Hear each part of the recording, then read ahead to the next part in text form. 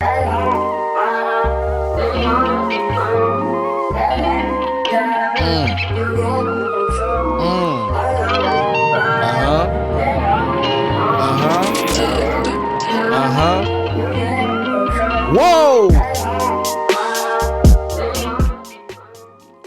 Now we poddin', we back, baby. We back, baby. We got a super special guest, man. I will say, I've been waiting for this moment for a few months now. Who in the building? Who in the building? Hey, man, it's Mr. G Money. Yes, sir. It's good, bro. Get ready. Bro, how you doing, man? I'm good, man. You know, just in the building. You know, visiting family. Mm-hmm. You know, looking forward to seeing you guys. You know, that was a major key today. Yes. Major key. I want to meet you guys. So, yeah, for sure. So check that off your list. Yep. I'm really glad you made it, bro. I appreciate it. How was the drive? Everything was smooth? Yeah, everything was smooth, quick, 4 hours, no traffic. By Fredericksburg, I know y'all probably familiar with that area. Fredericksburg has a lot of traffic. They have a new highway now, finally. Mm-hmm. So we didn't have any traffic. So it's just a clear way straight there here? Yeah, so it's so new that people on the left side, it was like 4 lanes. They were all thick, packed. The right side was like a little cut. But you can pass everybody. It looks like an easy pass, but it's not. So we passed all that. Well, look, I'm glad you got here safe and sound. Yes. Now, fellas, before we get deep into anything, pause. We are coming fresh off of celebrating Thanksgivings with our loved one, which is the main reason why you're down here too. So I just want to start by asking everybody in the room, how was y'all Thanksgiving? Hey, man, Thanksgiving was relaxing for me, bro. I had a day off. You needed that. Since October 15th. And then Thanksgiving was my day off, and I enjoyed it. Bruh, I took a nap after I ate. I was asleep. I woke up, my head, I didn't throw no do-rag on. I slept no rag on. Looked crazy when I woke up, but I was just so happy to be off work, bro. I'm glad. I was glad to see you off. I came to his house. He had the biggest smile on his damn face. Had eaten. I was on the phone. All right. Okay. Cheesing hard. Justice, how was it with your lovely family, brother? Yes. Thanksgiving was great. It was a great day just because like I could decompose, you know, school and the internship and like just new opportunities in the city. Shout out to Charlotte, I love it there. A lot of opportunities. So it was a great day to just come home to the country suburbs and just relax. Yeah, I enjoyed it. Well, real quick, since you said that, what did you need to decompress from? What was been going on with you since the last podcast, I guess you could say? I've been in like just a constant work-driven space since I moved out the crib. I'm constantly just living in the future. It's like I graduated 2 years, but I'm constantly thinking about graduation. Right. So like coming home, like when I come home, I'm present because my mom is like, talk to me about what's going on. Talk just a bunch of small talk about nothing, but she redoing the house, right, decorating. So like just being present, being home. I'm present when I'm with my loved ones. Which so, yeah. I get to get an invitation soon. Pull up tomorrow, man. I keep inviting this man. Let's go have tea. He don't pull up. But G, we glad that you made it safe and sound. Glad you made it here. How was your Thanksgiving, brother? Yep. You and your beautiful family, your wife, your daughter, your other daughter. You got 2 daughters? Yeah. I got 2 daughters. 2 beautiful queens. Yeah, man. Yeah. 13 and 3. She's about to be 4 on December 1st. Just an amazing kid. She is well advanced in her class. She goes to an academy right now. Yes. She'll show me a video. She's so adorable. Yeah, she's something else, man. Oh my God. Yeah, I'm shook. You know what I mean? Like, I gotta have them straps because I already know my kids. My 13-year-old, she's already growing into herself. She's gonna be in high school next year. She's gonna be early, so high school you start with 15 years old. High school, 14. Oh yeah. Oh my you know what I'm saying? So I gotta make sure she mentally prepared for that. Yeah. So we're working on it. That's good. That's good. I really did not know you had a 13-year-old. 13-year-old. He didn't even know you were as old as you were. Oh really? Yeah, he was like, he told. Nah, but it's crazy because like, bruh, like I said, I've been playing on the game with this man for like a year now. screaming. Yes. If y'all had seen the stream, that is only just a sliver of what this man does and says. Bro, I be throwing the controller and everything. But needless to say, it's just like, bro, I didn't know you was like this old, this mature, like, you know, it's crazy, bro. It's crazy that we just all just connect the way we do. Right. Like, bro, we don't play a game with nobody else. If it's not us three, we ain't getting on, bro. For sure. Well, you gotta. Yeah, I be getting on. I got some other requests. Nathaniel. He the one to be hitting me. Nate. But yeah. Nah. Sorry about that, Nate. I'm proud. But G, let me ask you though. Yeah. Being that you got two beautiful daughters, right? And me just knowing you personally, I know exactly where your headspace is at, and I know what you're doing for yourself. But just tell the people, how does it make you feel as a father? Like, what do you see? What do you think about every day to progress yourself, not only for you but for them? Because I know, for me personally, if I could just say, I have begun the process of just thinking of setting up myself. So within the next 15, 20 years, 30 years, 40, or however long, I mean, this is going to be forever. Where will my kids and my kids' kids be set up at? Right. And I know we've had conversations like this before, and I've expressed this to you already. But just so you can put that out on to the people as far as what you're trying to do for yourself, so they can. I mean, one's 13 going into high school. Then you got a 4-year-old who's like a damn 7, 8-year-old who speaks just eloquently. Right. And can articulate herself at such a young age. And I seen that you guys been reading to her. You talk to her like an adult versus like a kid. So, with that being said, if you know. Yeah, I mean, I would say, just to set off your first question, you know, you got to find a motivation in yourself every day as a man to wake up, go to work, put your clothes on, go to work, make sure, you know, your workspace is right. I got an office now, so I got to make sure, you know, your workspace is right. Make sure you're getting the things done at work, so when you come home, you don't have to worry about anything. You know, so I had to change my space coming from AT&T to my new job, and that was a milestone, right? So you have these milestones in your life, particularly when you turn 25, right? When you turn 25, you have a milestone.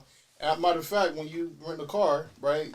When you turn 25, right? You rent a car with no fees, right? So that's what's up, Britt. The Puerto Rican princess had just now walked into the building, guys, with a fresh plate of leftovers from Thanksgiving. Hold on. Let me put those clouds on there real quick. Whole bowl over there. What's that? That's that Philly flam, ain't it? I'm trying to see what that be like. Ain't never had it. Don't mind me. What you doing here? Eat a big ass sandwich. This Santa Claus nigga with the milk and cookies. Yeah, they're Friday movies, bro. Yeah, man. We, you know, it's something that you gotta take pride in and just focus on you every day. So that way the next morning when you get up, you gotta focus and you gotta drive every day. You gotta start fresh the next day. Right. A fresh mentality. So my kids, you know, they are magnificent kids. You know, they are. I see them grow. You know, every day I see the change that they make. Both my oldest and my youngest. I see, you know, their futures. I dream for them. So that's something that you gotta learn how to do is dream for them. Right. You gotta set yourself up so that way they can be successful. You know. So I know Whitney wants to go to school. You know, she wants to study XYZ, so I have to make sure I have the money to XYZ. So, but you take it a day at a time. You, as a black man, you can't get ahead of yourself. Because you get ahead of yourself, you start being distracted, and you start fighting against yourself. Oh my God! You start fighting success, right? You start saying, "Oh, I need this, I need that, I don't have this." You start making excuses for yourself. So one thing leads to another. You always got to keep a straight up and narrow, so that way every morning when you wake up, you know what you got to do. Have a journal, right? Write it down, plan it down, put it in your notes. Whatever you got to do for the day, every single day, and you'll stay on track. I'm stay focused. I'm a journal guy myself. Yeah, I say my girl, man, the feminine energy in my life, the women, it's amazing. My girlfriend got me onto the journaling because everything up here, but she was like, nah, you gotta write it down, put everything in stone. Yeah. But I just want to ask, I know you talked about your daughters, so I know like we're here, as all men, we communicate. I'm a comm major, so we study in comm theory that women and men communicate in different environments differently. Their communication channel is different. So being that you're a man, and we often hear the men say, I want to have a son, I want to have boys, I want boys, I want boys. With you having girls, and they communicate different from how men do, what emotional and social challenge does that pose for you as a father to communicate, with your daughters? Well, I'm going to tell you like this. There's certain things I can't talk to my daughter, my 13-year-old, particularly because the 3-year-old, she's just 3. She's working with daddy, mostly, right? But when it comes to Whitney, she's 13, mom has to step in, right? So if it's not her biological mom, because we got to keep it where it is, right? I have my first daughter with another woman. The wife that I'm with now, that's my 3-year-old's daughter. So it's two different, right? So I got two forms of communication on the women's side. Because I can't really talk to my daughter about boys. She's uncomfortable right now. But if there's a conversation needs to be had about that, then first her mom would step in. So I have a conversation with her mom like, look, we had a conversation about XYZ. Maybe you should talk to Whitney about it, And then if that doesn't work, then my wife would step in. Desiree, she would step in and have conversations with Whitney. And that's the best way I can describe it because I can't jump the gun on her, right? I have to kind of tiptoe around certain things, but still put my foot down. She Daddy got her back. She lives here and I live in Virginia. I still make a conscious effort to make that communication stick, and I bought her phone. So her mom can't say, you're not communicating. I got her cell phone. Right. So if I need to have a conversation, you need to call daddy, she can call me. FaceTime, whatever. So that communication strong. And it's good that you built that communication between her and you, and y'all. She feels comfortable enough to pull you aside and be like, oh, I need to talk to you about this, because a lot of girls don't have that. A lot of women don't have that, and the girls that I've dealt with. Of course. Mr. CLB right here. So he psychoanalyzed all these women. It's just like, they look for somebody to protect them in a way, and have the qualities of a father. Have the qualities of a father just like that. Someone that they can go to. But, with a lot of men out here, they'll say, oh, I'll provide that for you, whatever, and be something different. But, it's really important for younger girls like 13 going on 14 going into high school to have that communication with their fathers, or even like an uncle, or anybody that's close to them, to have that outlet to kind of give them whatever advice they need going forward, keep them protected mentally, right? So and what I do admire about you G, is that I've seen you give your daughters that platform before, right? So hearing you say that again is just like, damn, this is a continuous thing, which I think is very important to her development, because it shows, okay, I have somebody who's important in my life to give me the stage to say something that may not be particularly of great importance, but it's important to me. Right. Hold on. Ooh, that's a bar. I'm listening to every word. I'm like, that's a bar. But like I was saying on my podcast where I was discussing with my dad, and again, I do want to thank you guys for allowing me to get vulnerable with you guys. I still appreciate that.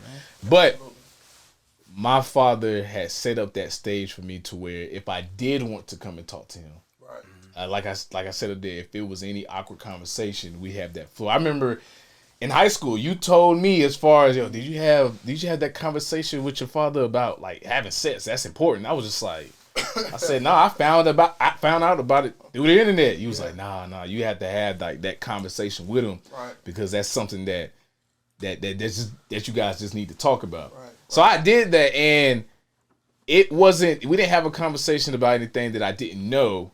But now, in hindsight, looking back, I understand what you were talking about as far as you need to have moments like that to where it's just building blocks.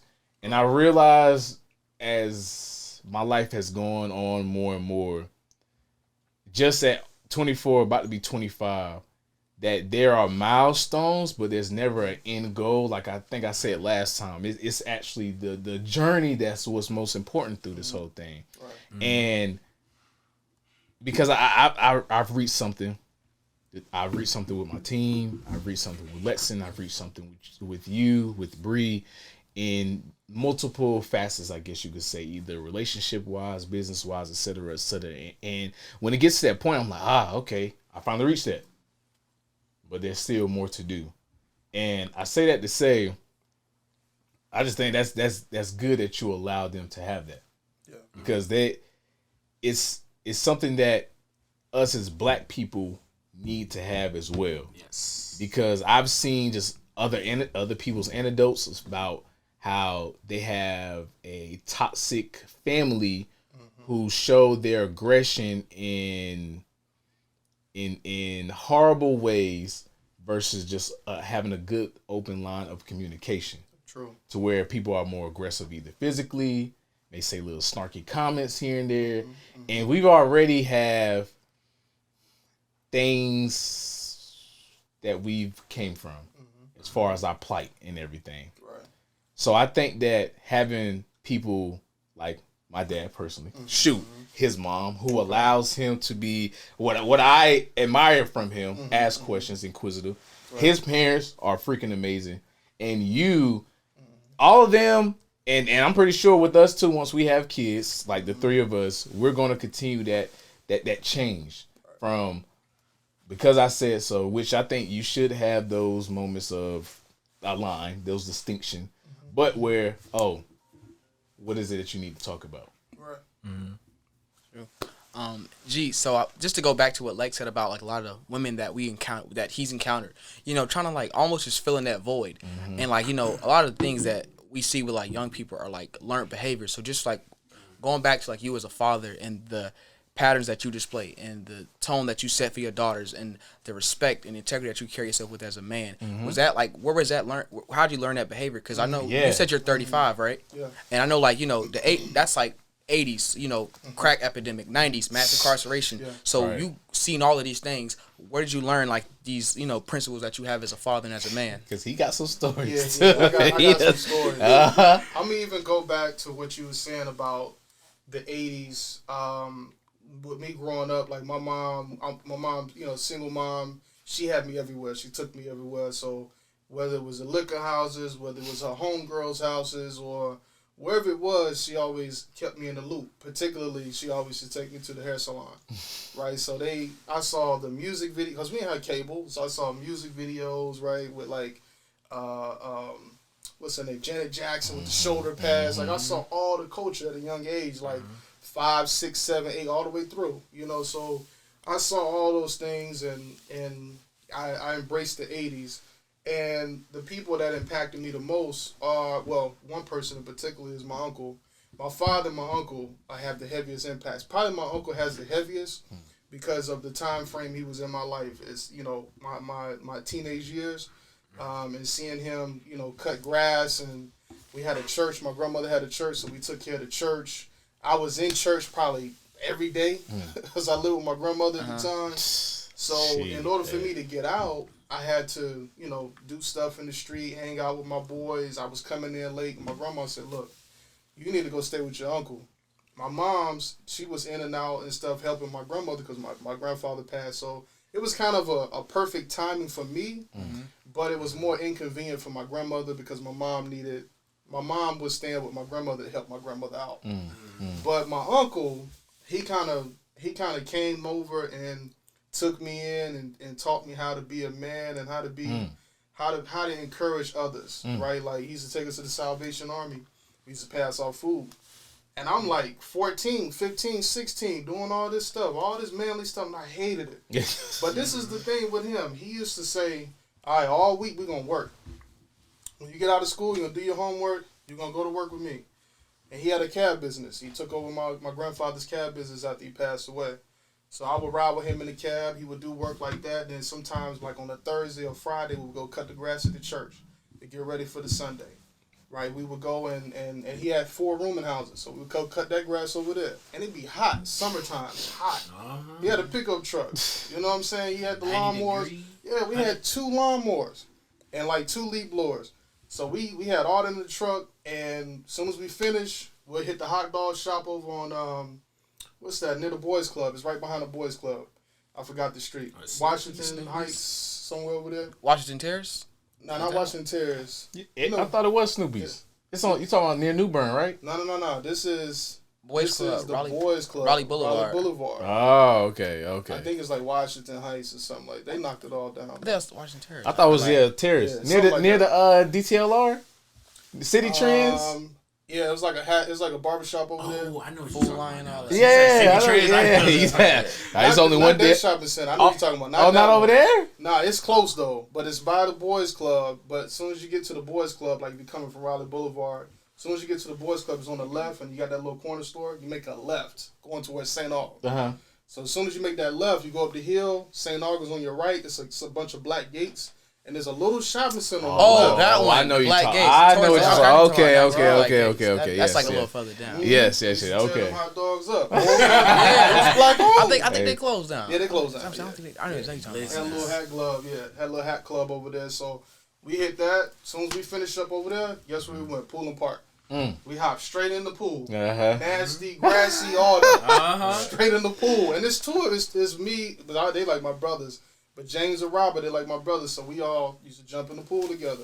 My uncle, he jumped in the pool with us too. You know what I mean? And we just wash off in the pool, and we go back home and do what we got to do. But yeah, man, he always, we worked so hard, and then there was always a reward at the end. You know what I'm saying? He had chores for that. I ain't never seen that like this. I'm a single mom. I ain't never seen chores. So we had chores that we had to do, stuff like that. So on Saturdays, after we finished the whole week or whatever, he would go and play the video games with us. You know what I'm saying? That was crucial. Like, I'm like, and my uncle was like 6'11". I'm like, you on the floor with us, you playing these games? I'm like, this is crazy. This is mind-blowing. So it meant a lot to me, though. You know what I'm saying? That he took that time, and we were able to talk about things, right? We was able to, talk about school or talk about the game or whatever. Yeah. You can always relate. That's like your dad coming in right now. He getting on the game with you. He on it. And you like, and you 16. You like, damn, you on the game with me. So it just meant it meant a lot at that time. And then Sunday, we had the Bible study in the house. We met downstairs in the basement, and we all had to read a scripture and talk about it. That was crucial, man, coming from me, because I was bad. 16, I was bad.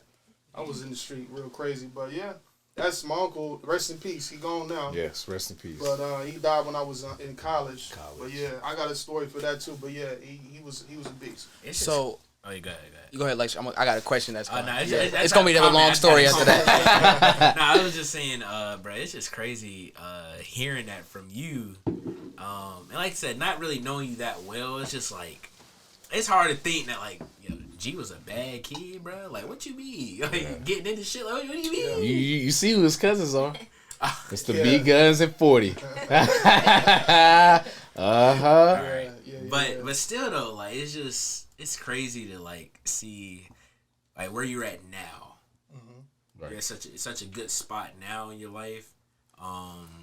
That's good, man. It's good seeing the growth. Yeah. I know, like, with you looking back too, I know you see it as well. And I know you probably sit back some days and just be like, man, like, I came a long way. Right.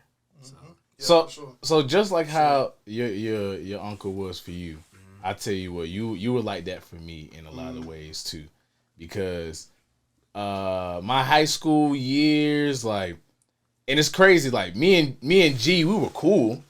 It's my cousin. We were cool. But I don't know what it was. I think the game just brought us closer because we were playing Destiny at the time or something around that time, right?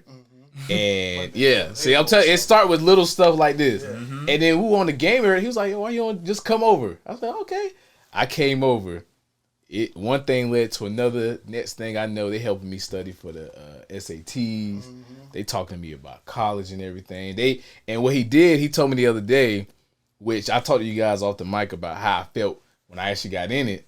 But they said they took me to A&T like drove me up there, and then it's like, all right, let me see how he is in this environment by itself. And I mean, all of those were just very important moments that I don't know if you understand the weight of that. Like, oh, okay, like they used to help me with projects. Yeah. I go over there almost every week, and we just have these even now, like we have these conversations. That's why, like, me and Bree love these guys. We go up there annually, at least once or twice a year, and we'll laugh, cut up. But there's moments where, yeah, like that.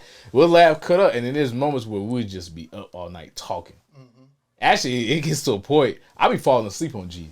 I'm sorry. Yeah. Like, we'll be talking, and it'd be good, but I'll just be dozing off. But I just wanted to express that to you right now, Mike, just to show you, you know, it's love. Absolutely. And appreciate everything that you've done for me. Sir. And even more. Yes, sir. You're welcome. You my guy. I love you, man. They love you too, man. That's for sure. Love you too, man. That's a beautiful dynamic. What your uncle meant to you, what you meant to Sean, what Sean meant to Lex in his development for like high school. You know, like as black men, we need that role model, just that positive figure in our life who just believe in us. You need somebody that you can identify with, like, you know, as a man, but also know like, they're gonna hold you accountable, but also like, you know, pick you up when you're down and just give you those lessons in game that you need, especially like going through high school with girls and help building that confidence and whatnot, and teaching you the swag, especially like, you know, how to hustle, teaching you the swag. That is so important. I ain't even talk about the clothes yet, too. When you talk about your when you talk about your uncle who meant a lot to you and like losing him throughout college, that had to be a lot. You know, they say adversity builds character. So being that you faced adversity while in college, you know, losing your uncle, can you talk about that experience and like how were you feeling mentally? How are you able to overcome that? And how is it like got you to where you're at in life today? So I'm gonna start from the beginning, right? When I was we'll go back with Desiree, right? My wife right now. We were actually broken up at the time, and I was with another shorty at the time, and I was actually with her in the car when I heard, you know, my uncle was in the hospital. I heard that he had fell. As soon as he walked in the door at the family reunion, he just fell face flat. And then they took him to the hospital. He was fine. That was a call. That was the first call. And then and I was literally at the Kroger right here off of, what's that? I went to Rockaway Road, where the Kroger was. I was right there at that little corner, man. And she called me the second time. It was about 15 minutes later. She called me a second time. You know, I'm thinking, it's my uncle. He's like, uncle like 6'10". He all right. He's like 40 at the time. He's like 44 years old, 45. So I'm like, okay, he's cool. So she called my mom's, called me back again, and was like, he passed. And I'm like, what? How did he pass? That doesn't make any sense. Like, I just talked to him the other day. He was paying for my books. I'm just like, oh, that doesn't make sense. And I was really, over that past week, man, I was just so, I couldn't believe it. I hated God at that time. Like, it went deep for me. Like, I was just like, how did this even happen? Like, I've been going to church all my life, 24/7. My grandma, she's super, super high, like, pastor. You know, I couldn't understand it, man. And I went to his house the day of the funeral. And it was just so bad. I was just like, man, something happened to him. It's got to be an underlying story. This can't be real. Like, he just fell face flat. Like, my uncle, this is crazy. And I'm thinking, like, he had to have a heart attack or something, but nobody knew what was going on. I really didn't care to know at that time. So then we go to the funeral, and I just couldn't handle it. And I didn't really actually cry at funerals at all. Like, I hate going to funerals. I never cried at funerals, even for like my grandfather, my grandma that just passed 2 years ago. I really didn't, you know, it was just, but him was a little different. That was like a dad, like that was like a father dying. And I was just, I sat by myself, and I was just, my whole family was on the other side of the bench. I was on a whole nother bench by myself in the corner. That's how bad it was. Like, I didn't want to be around my mom. I didn't want to be around my pops, nobody. And I just sat over there, and I just knew that my uncle, he was sitting next to me, and I could feel him telling me, you know, it's going to be all right. Like, I'm on the other side. I can help you on this side now. You know what I'm saying? Like, I could feel his energy. And I never went up to the casket to see him. Like, I couldn't say goodbye to him like that, but he was saying goodbye to me. And I could feel that energy, and I took that energy, and even to this day, I can feel certain things about people. And when I touch people and shake people's hand, I can read things and stuff like that. Desiree is actually she feels things, and this I wish she was here. She could tell you. But something just happened recently where she said something to a client, and it actually happened. Oh, you know what I'm saying? So it's you can kind of feel and read people, but I just felt like that type of spirituality with my uncle at that particular time. I've had multiple encounters before, but you know that was just tough, man. So. I couldn't handle it, man, and but yeah, I got through it with him, and you know how you know somebody passed and you kind of forget their voice, and I still hear him. You know what I'm saying? I can still hear his voice. I can still see him coming in that door. I ain't gonna never forget that. You know, so I hold that to my heart, not just try to live my life like him. Straight up, straight up. You mentioned, you said you during that period when it happened, you were confused. You know, like with death, it can be like an initial part as phases of death. It's like it's hard to process. Like there's no right or wrong way to cope. Yeah. Like for everybody, the grief comes in different forms. It could be addiction, different types of vices. Everybody deals with things differently. So like I know you mentioned that you said you hated God during that period. So now that you are strong, your faith is strong at this point. How are you able to build your faith back up and kind of just get like how are you able to kind of just find your faith again during that process of grieving? Just kind of having, you know, those aha moments, you know, like anytime I get something or I had gotten something past that point, whether it was me graduating school or just recognizing the type of person I had in front of me, such as my wife now, Desiree, like just seeing that and even with Whitney too, I had Whitney probably like a year after that, it just made me see that there is a God. It ain't no way, you know what I'm saying? It wasn't my will. And I just kind of like, you know, just forgave myself for even saying something like that or thinking something like that. So, you know, I that's how I was able to kind of cope with it and just move forward. And I was just like, you know what, I got to keep him in my heart. You know, I got his obituary still in the house. I'm going to get him tattooed on me, you know, eventually. And I know my grandmother, she still has like tapes of him when he was in college playing basketball, stuff like that. So, you know, stuff like that, man, is just keeping it dear to my heart. And just making sure that my faith is right. Because even if I leave here tomorrow, and I tell D all the time, if I leave here tomorrow, I want to make sure I made an impact, you know, spiritually. You know what I'm saying? And made sure that my religion is there. Like God is, you know, he in front of me. You know what I'm saying? And he can also be in front of you. You just open your eyes and just make sure you walk in faith every day. That's all. Just walk in faith. Just like, when I say that, I mean, don't do the wrong thing. Just like think, like just pay attention to your surroundings, because he gave you eyes for a reason, right? He gave you 2 ears and 1 mouth for a reason, right? It means listen more, you know what I'm saying? So it's, you just gotta, you know, just walk in faith. I don't go to church. I haven't been to church in a long time because I haven't been able to get off work, you know, and go, and I haven't found a church. But, however, I still read my scripture though, you know what I'm saying? And still read my book. So it's, you know, that's all. As long as you have a roof, right? As long as you got a roof. That's what it's about. You're giving me so much knowledge. How about I say it? Yeah. And it's like I really appreciate you opening up to us and, you know, bringing us in and, you know, giving us almost like a visual look. Because I'm sitting here just like picturing like everything. Yeah. And I know it's tough going through a serious loss, because, you know, I've been through a serious loss myself with like different other family members. But I still can't even like imagine, like what he meant to you. Yeah. And you know, it's good to see that, you know, you've gotten out of that dark place and you found some type of light, and that you're casting it upon like me, for example, Sean, Justice, anybody that you encounter. Yeah. So, you know, I really appreciate that. Appreciate it. Yes, because I wonder, and I have these thoughts to myself as well, as far as dealing with just like dealing with death, right? Yeah. And I wonder if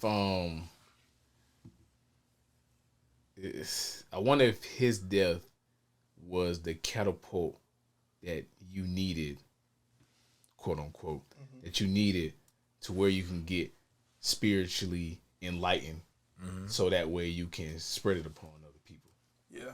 Because for sure, when he passed away, again, this was at an age where I didn't really get it. I think I was 11 years old, and of course I was like, oh my gosh, like damn, And I remember seeing you at your grandma's house. And I looked in the bathroom, and you were always bubbly. Like, every time, always bubbly, right? Yeah.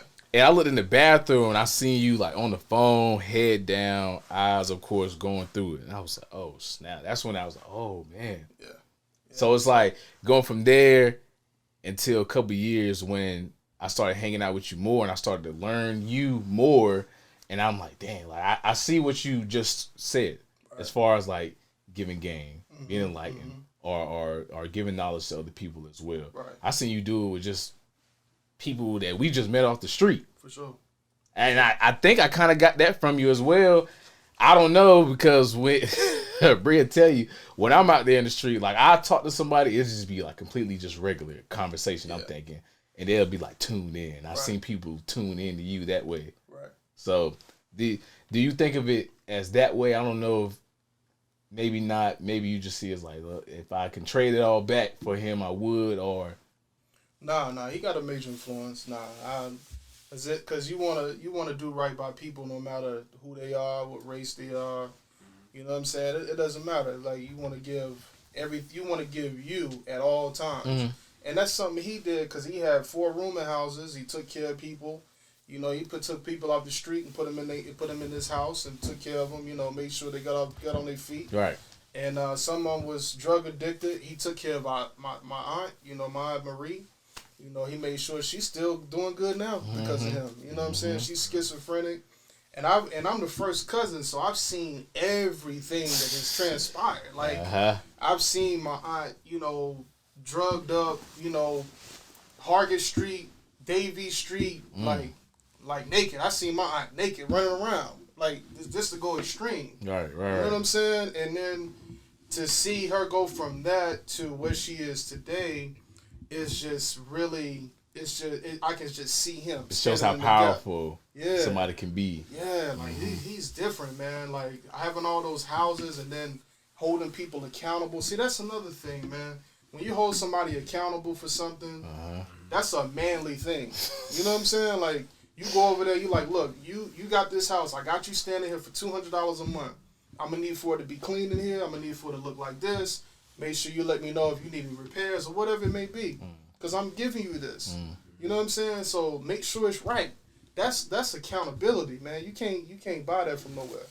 You know, you need parents like that hold you accountable. Right. Some parents don't hold you accountable. You know, he stood in the gap, so I can't. It's all him. It's all him. Going to this day in my life, it's all him. I talk about him all the time. I'll talk about him tonight. Right. Because we was with the family and stuff. So, nah, man, Lewis is different, man. Lewis is different. I'll show y'all a picture of him after this, but yeah, he different. You know, you met him. Yeah. You know what I'm saying? I've seen him. Yeah. I was a funny guy. Yeah, he different. He different. I wish he'd have met my kids and everything. Yeah, he different. So, that event that changed you, right? What were the next steps for you as far as developing it into your own? So you can be the man that you are today. Well, keep in mind, me and Desiree wasn't together at the time. My first focus was to graduate and figure out what I'm going to do with my kid. You know, how am I going to make things right for her? You know, so, and then get back with Desiree. Right. Because I was kind of out of the loop. I was, hoeing around, you wilding out. You know what I'm saying? Just think about somebody that's like at his highest high. Like, I got joints. Like, I got back-to-back joints. I'm wild. That sound like... Yeah, like, I'm protected. I was saying this. Out of everything you said, though, you said your wife and Desiree about 5, 6... Let me go ahead and pause that real quick. Let me go ahead. Your queen is getting her recognition, even though she's not here right now. I love it. That's a beautiful thing, man. That's a beautiful thing. She's asleep right now, But, yeah, I had some joints, man. And, I was a scumbag, She can tell you. There's a lot of stuff that she doesn't know. But I would say since we've been married, it's about 95% of the things she does know. So I ain't really got no skeleton, but there's some stuff I'm going to take to the grave, though. You know what I'm saying? And only the homies know. But, man, she been a big influence. So I had to, I did 5 years at Shaw. I did 5 years, and it took me a while. That year when my uncle passed, it took me a strong year to get back. Like my grades went down, like D's, F's immediately. Yeah. Like I hid myself in the room. I didn't have a roommate at the time. My dad worked at the school too. My dad knocked on the door, boom, boom, boom. Gary, where you at? Where you at? And I'm just like, I ain't answering the door. He calling my number, my cell phone ringing in the room. He can hear the cell phone, and he got a key to the door. What school is this at again? It's at Shaw. Okay. It's at Shaw. Wow. And I actually, I put a chair behind my door. I didn't want nobody to bother me. I was in the room for like a week. Like I was stressed out. I ain't go to class. And he was like, I ain't heard from you in a week. Whoop, whoop. And I was like, I've been in the room. And then we just had a father-son moment. You know, I broke down bad in the room. And he was just like, he was just wondering, like, why are you doing this to yourself? What are you doing this for? And he was just like, is this because of Lewis? And then he just kind of like recognized immediately what was going on. And he just took me in. You know what I'm saying? It was something that I ain't really experienced from him because he was so busy, but he just kind of turned it around for me. So he was the beginning of the retribution for me. He was the beginning. Right. Yeah. You know, we set a standard for ourselves. We set these goals and aspirations and things that we want to accomplish. We set deadlines. They're strict. It's set in stone.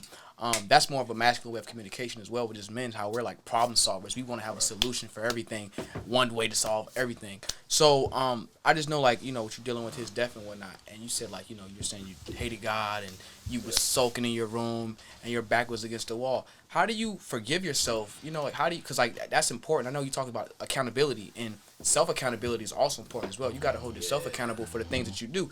Not just everybody in your corner, but you got to be able to look in the mirror, reflect, and be like, hey, I need to fix this. I need to work on these things. So how do you look in the mirror and be like, okay, I need to work on this, and I'm going to forgive myself? Because although we should forgive others, we also got to forgive ourselves just as well, because we're imperfect as well. We are human. You know, emotions are fragile. So how do you, you know, reflect and, you know, just learn to forgive yourself and whatnot? I'll give you an example. It took me that was sophomore year, my uncle passed. It took me 2 years to get where I needed to be as far as academically, because my academics was all I had. It was either that or I'm going back home, and home was 10 minutes away. And home for me is the south side. I ain't trying to go back home. You know what I'm saying? So I just had to make sure that my grades were okay, right? But okay wasn't going to get me to graduate. Like, okay was like D's and C's for me, but it wasn't enough. I'm living on the edge, right? I'm fifth year now, right? So what am I going to do? So the last healing process in all of this was Desiree called me and was like, yo, we ain't going to be together unless you graduate. If you don't graduate, we ain't together no more. And I'm like, damn, this just hit me like that. Like, what? How am I going to do this? And that year, because I didn't graduate in 09, I graduated in 2010. That year, 09, all my friends graduated. I was the last, me and my other homie, we was the last ones left. Everybody's off campus. I start the year, I don't know anybody on campus, because everybody behind me I didn't get to know. Right? So I don't know anybody on campus. And the first day it started, she told me, if you don't graduate, we ain't together. So then I said, okay, well, how can I do this? And she was like, you need to have a better study and work ethic. And that's when I started going to UNC Greensboro and going to their library, because Shaw University's library, they have old stuff. Like, I needed new books. I needed technology. I needed to be around Macs and, you know, better keyboards and stuff like that. So I went to her school and I studied. She could tell you I was with her the whole time, studying. Had a study happen. It's the first time my entire career of school that I actually tried. And I graduated. Passed all my classes, got A's on all of them. I passed a class that was hard, which was statistics, quantitative methods for business. That was a tough class. Tough class. So that was just so tough that we had 4 tests. So if you failed 2, you're done. You're 50% for the year. You failed 2, it's over. So we only had 4 tests and we had no homework. It's a trap. How you have no homework? That's a trap. That's a trap. You don't got no cushion, bro. You got no cushion.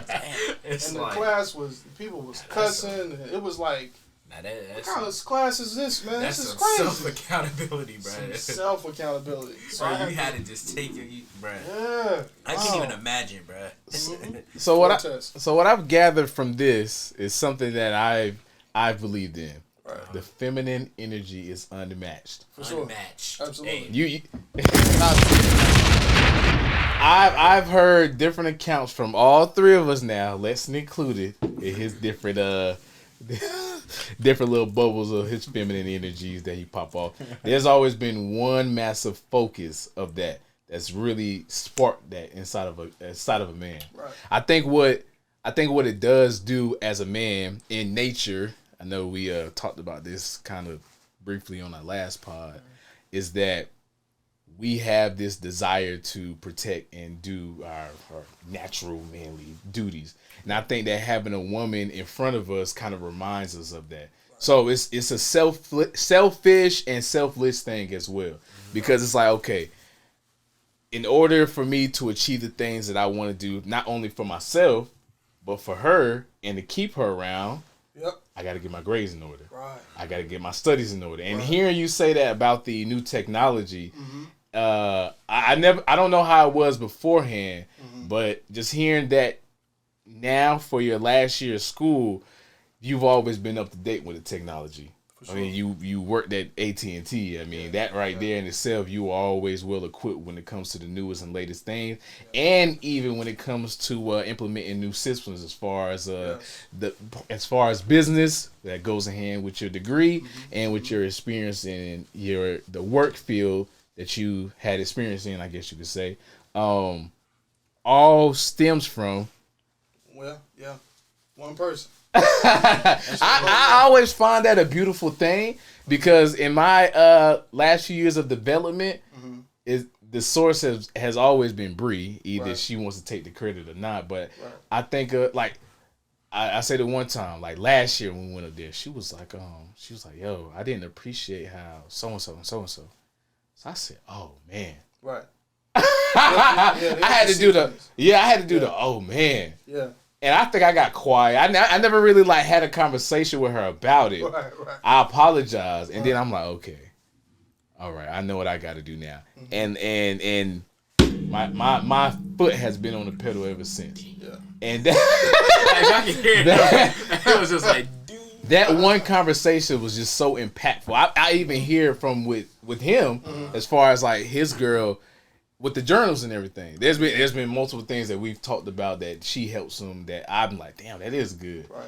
As far as like when it comes to your budgeting and finance, you said she helped you a lot that last time I was up there in Charlotte, right? Oh, like I've been good. Like I've always been cheap, like just saving money. But she showed me how like to allocate money effectively, like budgeting, like all right, put this here for this, title it, have a separate account for this. Like I used to have my business and personal card on the same card. She was like, nah, you can't, you can't have the storefront at the residence, so get a separate card for that, getting credit, all types of things like that. She put me on to sure. Yeah. Definitely that feminine energy is unmatched. Right. Every woman I've been with, and it's like with a woman, it's almost like with a woman that they're gonna hold you accountable. It's almost like when you look at her, it's gonna be like a reflection of your insecurities. Right. Yes. And it's like, I need to work on this. I need to work on that. It's like you can't run from it. You can't run from it. Because she's gonna. It's a constant reminder every day. It's like you look at her. It's like, okay, I need to be more vulnerable. I need to be more transparent. Right. I need to be more selfless. That's the main thing with men. Is like the selfless. Women teach selflessness with like just by being themselves. Because as a man, it's 100% tunnel vision. Right. You want to. You got your goals set and like I said, I always go back to being a calm theory. It's like we learn about all the time how it's like men, the tunnel vision and the focus that we have, and how that's like part of like how we communicate, where we just see things from one perspective. When women, they more so feminine energy, they believe in exploring alternatives. That's why like when you're thinking of something and you have a dilemma, your significant other, your girlfriend, your wife, they all have different perspectives. Like, well, like, maybe think of this, that, and third. Yeah. You be like, damn, I ain't even thinking. I just focused on one thing. Right, for sure. That's cool. And I want to tie that whole this conversation into, I guess, back to you being a father, right? Or let's say just your marriage, or life in general. When it comes to the unison between you two, like how do you find the harmony? How do you find where it's like, okay, we need to have this moment of either vulnerability or this conversation of getting through something, right? As far as, okay, what's the next location where we want to stay at? What do we want to do with Irie as far as education? Right. Because I don't want to have her here. I don't want to have her there. Right. blah blah blah. What's it going to be for us? Because you guys are legal. Right. As far as like a couple businesses you have under your name, right? Yes. And that comes with having a partnership. Yes. You have to have that. Yeah, you gotta have that. Yeah. I think like with me, so we've been sharing the bank account for a while. So how it works is we can't spend a extreme amount of money because we came from the bottom. We came out the mud, literally. Like one car. We had to go to the plasma bank to do the plasma, like $80 a week or something like that. Uh-huh. Like, we at the bottom. Like, Desiree, when she graduated, she worked at McDonald's. That's crazy. Just so y'all know now, she has her master's degree. Wow. Yeah. So that just shows you where they came from, all that. Yeah, like, the trust coming from that to this... Mm-hmm. She trusts me with the money. She trusts me with the decision making. We can come together and say, "Look, this is the school we're gonna put Ari in." Mm-hmm. Like we have a certain standard, right? So if the school doesn't meet that standard, whether it's like it's not diverse enough, we ain't putting her in, right? Because that's something that we want. If that's what we want, that's the school. We're gonna find that shit. We're gonna seek it out every time. You know, so we use our resources, and I'll tell you something, fellas, you got to use your resources in a relationship, because if you don't, you're going to have issues. There's so many things to use. Like, the social media is popping. You can find out everything, whether it's a 5-star, 4-star, 3-star restaurant, wherever you're going, use your resources. Because resources will get you decisions that you need to make as a couple, right? So, like, the school we looked at, it's a 5-star school. They may have had like 1 or 2 1-stars, but we want to see them 1-stars. Why they got 1 stars? Right. You know what I'm saying? I need to see that. So we're using our resources, and then we're coming together even in our busy schedule. So when you have a busy schedule like we have, you got to use other things to get, seek the knowledge that you want. Because if you don't, you're going to steer yourself in the wrong direction. That's true. I'm telling you. So you can use our resources for sure. One thing I'm hearing, like when you talk and you tell your story, like I'm constantly seeing timeline. Like the 5 years in school, your uncle's passing, you being in college, like where you at now, you moving location, getting promoted and whatnot. I'm just seeing a timeline. Right. So like with you and your path, how, like with you being in college, like, for 5 years, like I can give you like my quick story in a nutshell. I took a gap year. Okay. I actually got to UNC Charlotte, where I'm at now, but I didn't go. I was fresh out of high school. I took a gap year, messed up some money. I did not move to New York how I was supposed to. So, like, that whole gap year while my friends is all in college, I'm literally serving old people oatmeal at 6:30 a.m. working in a dining hall at a retirement home. And I'm hot because my homies is, like, 5 a.m. partying lit Thursday through, like, Saturday. And I'm just I don't even got a car. I'm catching an Uber to the fucking go serve these niggas breakfast and do food prep. I'm just like, fuck, this what am I doing here? It's like, this is my ground zero. Like, the kitchen is, like, in the basement of the building. So I'm just like, I'm in a dungeon damn near. Just like, so like now, went to Wake Tech for 2 years and transferred, and like, my school is gonna be like a 4 or 5 year process as well. So with you and just like that timeline, and like just although it was a 5 year process for you, how were you able to just stay on your own path and like maintain like your vision that you had for yourself, and not look at your friends and get distracted, and just know that you had your own path set in stone for you? Because you could easily compare yourselves and get thrown off track, by looking at other people. So how'd you stay focused? I'll say basketball kept me focused. Being out there with my friends and joining the team, and just trying to do everything I could to stay sports related, stay focused. But there was always some girls. There was always something going on, right? Like, I stayed away from my school a lot. Like, I was out of town a lot. UNC Chapel Hill, UNCG, A&T, Bennett. We was everywhere. Atlanta, Clark, Atlanta. Like, we had people everywhere. So it was always something to do. But to drive that focus back, I had to figure out what I wanted to do 5 years from now. Like, that was key for me. And me having a kid, oh no, I had to make sure, I had to figure that out quick, because it was just so sudden the way it happened. I was 19, 20 years old, and I still got a whole lot of school left. Like, I got student loans to pay. I had to come up with like $1,500 for next school year, because that was the tuition. It changed, it went up. So, it was just a lot on my plate, and I think the focus just came from, you know, the circumstances of what was going on in my life. And I would party, hang out, do stuff. Wow. I was wild. Like I'm telling you right now, you like a wild dude right here. Like I had joints on the team. Like, and I ain't afraid to say it because that's where I came from, right? Like you talking about like I'm not gonna hold joints. Like I wish I could have seen this shit. Yeah. Y'all niggas probably would have been partners in crime back in the Yeah, for sure. Look Like, at. everybody was welcome to slide through, you know. The tools, bro. Y'all, yeah, you wild out. It's wild. But my fault. Go ahead. I had to do it since you're here, man. But nah, man, you know, I had a really good college upbringing. I broke up with Desiree probably like 6 times behind shit that I was doing. You know what I'm saying? Like, I got caught a couple times on Facebook. I got caught, like, I just had it rough. I had it rough. But yeah, man, just failing so much is the key that kept me like on the straight up and down. I always say that. I'm sorry to cut you off. I always say success teaches you nothing, but failure teaches you everything. Cause like I'm a small business owner, and like when the drops go good, I be like chilling. But when the drops go bad, I'm going through the notes. I'm like, what we fuck up at on the promo? I'm looking at the analytics. I'm like, hold on, what we messed, like, you know. Right. So like, just to ask you, what are some things that failure has taught you in life? Like, what are some experiences? What are some failures that you've had? Like specific failures that you've had, and like what you learned from those failures? I would say I'm gonna give you one that's like money related. I would say building relationships with my boy, my homie. He's from Chicago. My boy Sauce. He was my roommate. We had a situation where one of our cousins came to the room. I ain't gonna tell you who, but one of our cousins came to the room and stole his iPad or his iPod back then. It was the one with the circle, you know, you rotate. He had a lot of songs on it. He's from Chicago, you know, music is heavy in his community, and it was stolen, you know, and our relationship, you know, wasn't the same after that, and we was boys, until we met in college.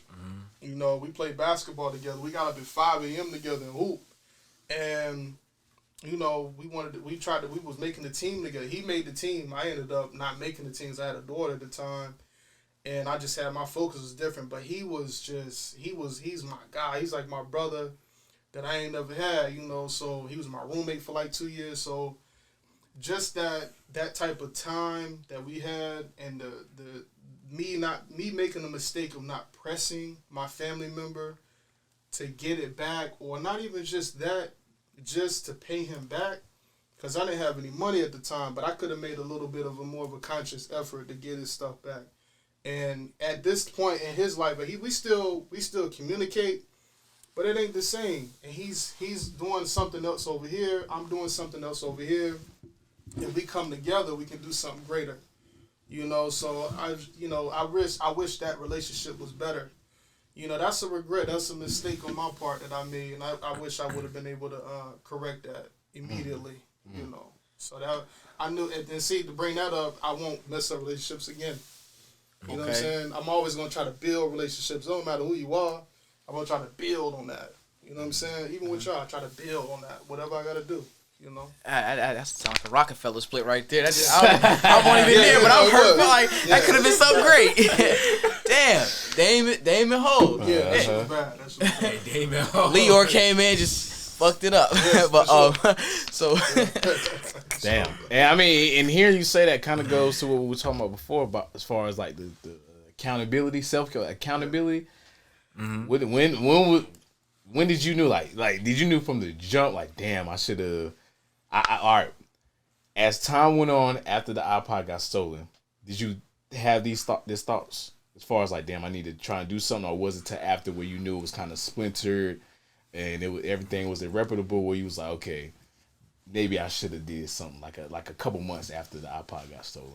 Yeah, I knew. I was like, we had an argument. We had never had arguments before. Oh. And we had an argument, man. It was just real bad. And, you know, it was like, and he's my roommate. Like, and then we went on like a non-talking spree for a little while. So, and he had a kid at the same time as me. So we was just in the same boat. Damn. But it was like we weren't talking or speaking like that. And, you know, it was y'all could have helped each other out. Yeah, we could have helped each other out, you know, and I just knew, I always had in the back of my mind, like, I should do something. I did question the person about it, you know, but it was always denied. But in that aspect, I should have definitely replaced his stuff. But, you know, we young, man. I was, 19, 20 years old. I ain't have no money at all, so I barely even had a job.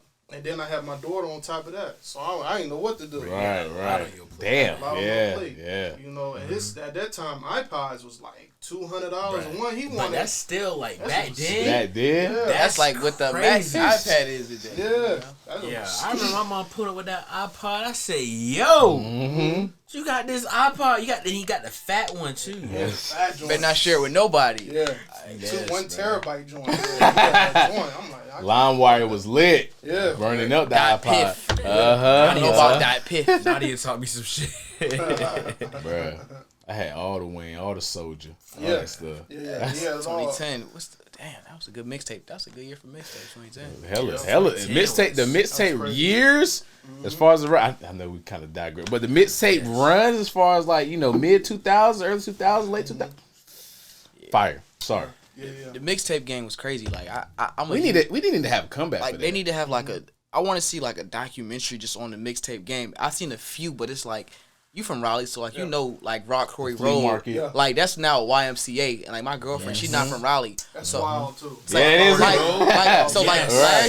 Last year around like it was like around Juneteenth time. I think it was like 2020. They had the black farmers market out there at the so YMCA. But I was telling my girlfriend, I was like, you see this ground is this YMCA shit. This shit used to be dirt, and it was like mad niggas. Like it would be like the line would be out the parking lot, and niggas got fruit, mixtape, t-shirts, fake DVDs, ass J's, Air Force Ones, niggas all that. It's crazy. White Air Forces ever. I say that all the time. That's why I can't pay. I will never in my life. I will never to this day. It's 2021. I got a lot of.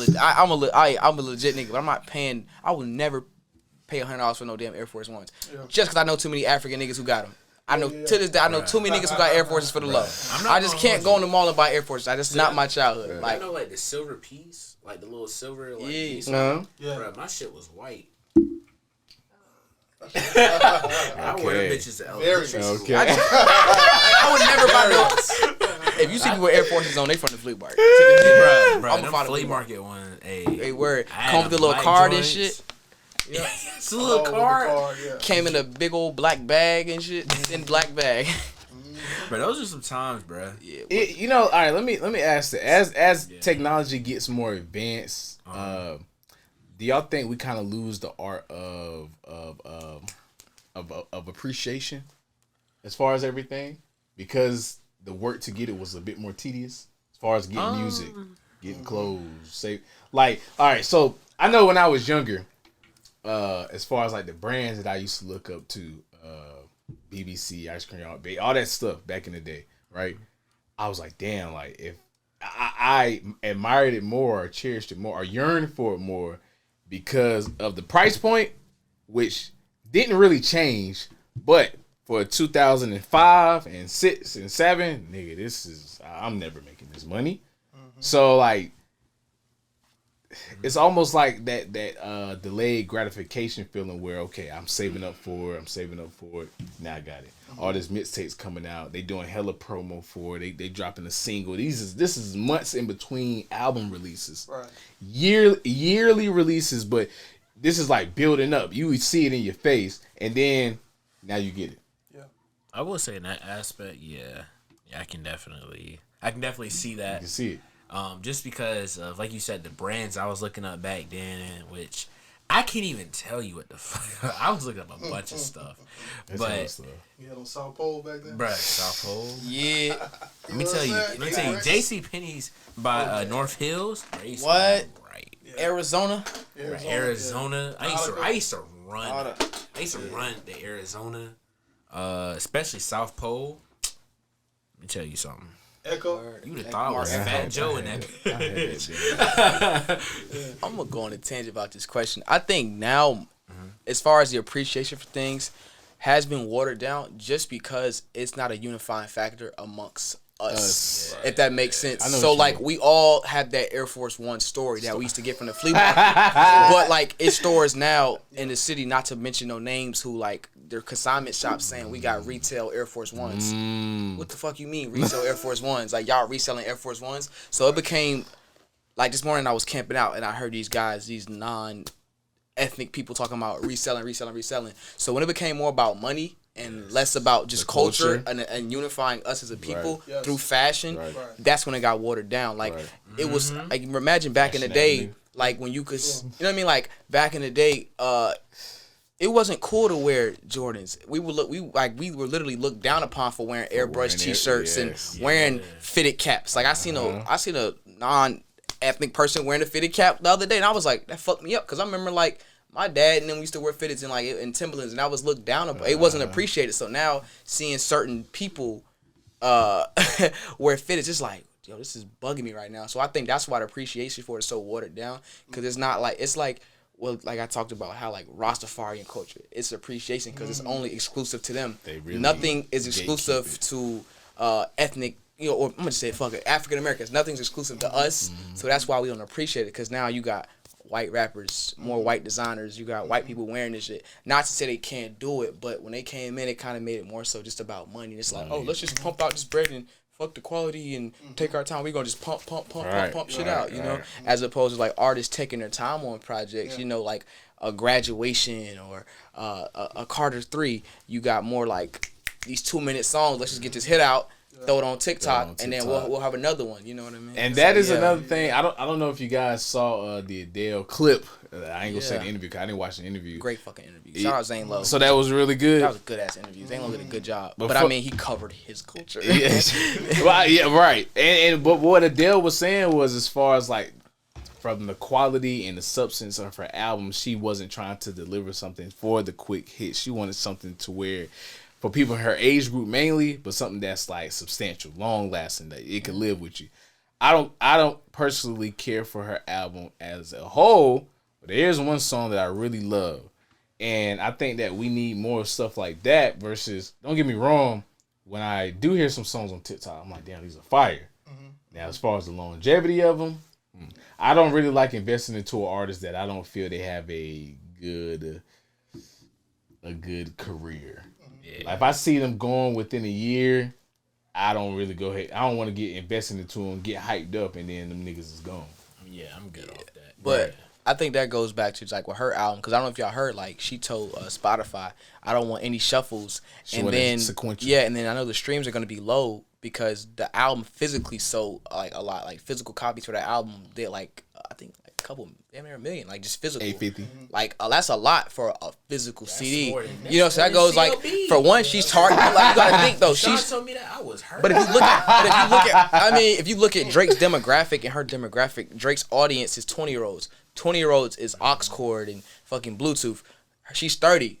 A lot of 30-year-olds still got CD players in their car. They still they remember they still have like, you know, maybe some of them might have a 08 Camry and got a CD player. You know what I mean? As opposed to the new kid who's just gonna hook the aux up to the shit. You know what I mean? But that goes back to just substance. Like substance will always live on no matter what. You know, like Guns and Butter, shit that appreciates with value, artwork.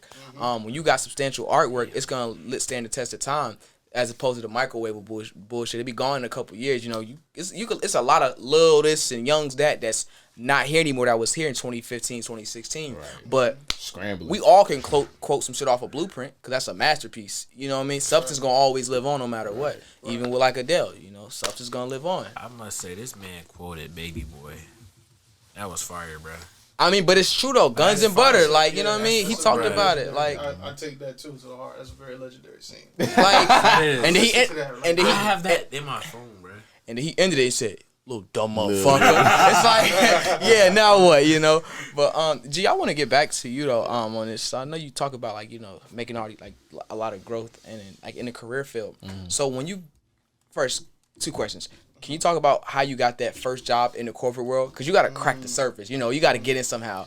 And then brag about what you did. And then can you talk about also, when you get that corporate job, how do you not just take that So, an example, how do you not just get that $50,000 job, but how do you make that $50K salary work for you and you invest it to multiply in other ways? Because 50 is 50. 50 could be 50 for him, may not be 50 for me. Right. I could have 50 and I'm fucked up because I ain't make it work for me. But he could take 50 and bust that thing down and flip it multiple ways. Yeah, I'm going to give you some examples, right? Like, my first job was at Verizon corporate office. It was in Cary. It was the exit before you get to the RDU airport. There's a McDonald's over there. There's big buildings over there. So the job was kind of dangerous. Like, it was a good job, but I had to work graveyard shift. You know, we young. We ain't working no damn graveyard shift. Like, you know what I was doing at night? You know what I was doing? I was on the game. You know what I'm saying? We like, on the damn game. How am I going to do that? How am I going to do that? That's red the house. You know, my mom, she got people over at the house partying. Yeah, like what? So, you know, I got in at 11 o'clock, man. I got in from 11 to 8. That was my first corporate job. You know, I had to come in with a suit and tie.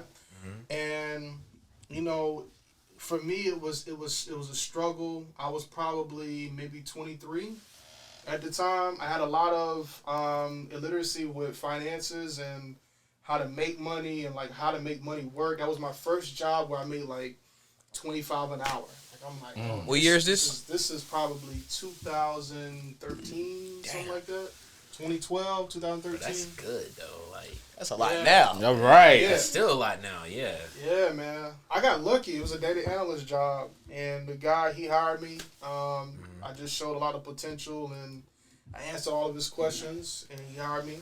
And the job was tough, man. It was easy for me to learn it, the system. Shit, it got to the point where I was just knocking them out back to back, and then nobody would respond for like from 3 to 8. So my ass would go to the car and go to sleep. I'm like, I'm in the parking lot, chilling. I know that's probably a good sleep too. You get paid for it. Yeah, but see, the thing was, I was just so ahead of my time because I worked so crazy between 11 and like 3. I just got all my work done, and I knew that there was a period of time where they just stopped communicating with us. And what am I sitting here doing? My kid is still awake. I've been on the game all day. I'm going to bed at 2 o'clock in the afternoon. I had to get the blackout curtains, so it was just bad for me. But I went to the car and went to sleep, and they called me a couple times, gave me, let me off the hook. But there was other people going to sleep too, so that's why I got the thought like, oh damn, I'm in the car sitting. I had the Dodge Challenger at the time, so I'm at the car sitting and shit. I'm like, oh, this is crazy. I'm seeing people come out this big ass building. They going to sleep in the car. I'm walking past the car. I'm looking in there. He got a blanket over his head. It's cold. It's like October. He cold. He in the sleep like gone. I'm like, but this is a big executive dude. I'm like, what the hell? So then I started sitting in the car on my lunch break, and I just see people coming outside and going to their cars and going to sleep. It had to have been at least about 25, 30 people. They were all going to their cars and going to sleep. I ain't never seen nothing like this. So it took about 2 months for them to catch everybody. And the way they caught everybody, they gave us a warning. We kept doing it. And it was just me. I didn't know anybody, but it was just me out of my team. And they were like, oh, we saw you scan your card. You went outside. You didn't come back in for like 4 hours. Where were you at? And I was like, you know what? I'm just going to tell you, man. I was sleeping. He was like, didn't I tell you? I told you before. Like, you shouldn't have been asleep. Like, I gave you a warning the first time. Like, I'm going to have to let you go. I was like, I'm cool with that. But the reason why I said that, because I was super sleepy in the morning at 8 o'clock. This shit was dangerous.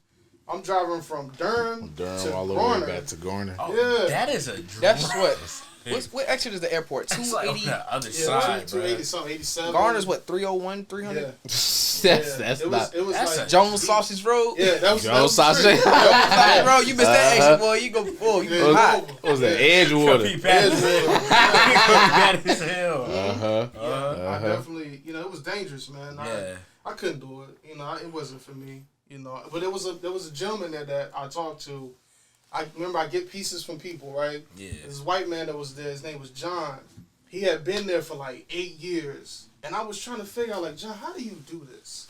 How do you come here every day? You got your lunch and shit. You shit packed, and it's looking right, and you got your spaghetti on there, and then, you know, you coming in, you're up all night. You're on the computer, you're up, and you're just watching your shows. You just up. How do you do this, man? And he said, you know what? Here we go again. He said, man, my wife, you know, she take care of, you know, make sure my lunch is right. She makes sure it's laid out at home, so when I get home, I don't have to worry about getting the kids. She can get them at 6. I can go to sleep. You know, he had a routine. So I knew, I said, damn, at some point, I got to have a routine. It ain't no way I'm going to work these jobs. There's no way. So you want to hit the... That's number one. Gotta have a routine. Gotta have a routine. And I knew that having a routine, that's the only way you was going to make it 8 years, 10 years with a job. And you got to have a strong foundation behind you, which is, here we go again, a woman. They provide that battery in your back. You know, because you'll forget your damn hands if you walking out the house and you trying to get to work, you'll forget your hands or your shoes. You know what I'm saying? Like, it's you gotta have a woman in your corner, man, because that's important. That's what I be saying, bro. Like I know, like you were saying, working that graveyard shift, man. Like I know that was rough back then. That shit was rough. But like just looking back with me, for example, just how much I damn work now. Let me work a job like that. Well, I'm gonna tell you right now. I ain't working at night, bro. Like third shift. I done seen it with my dad, bro.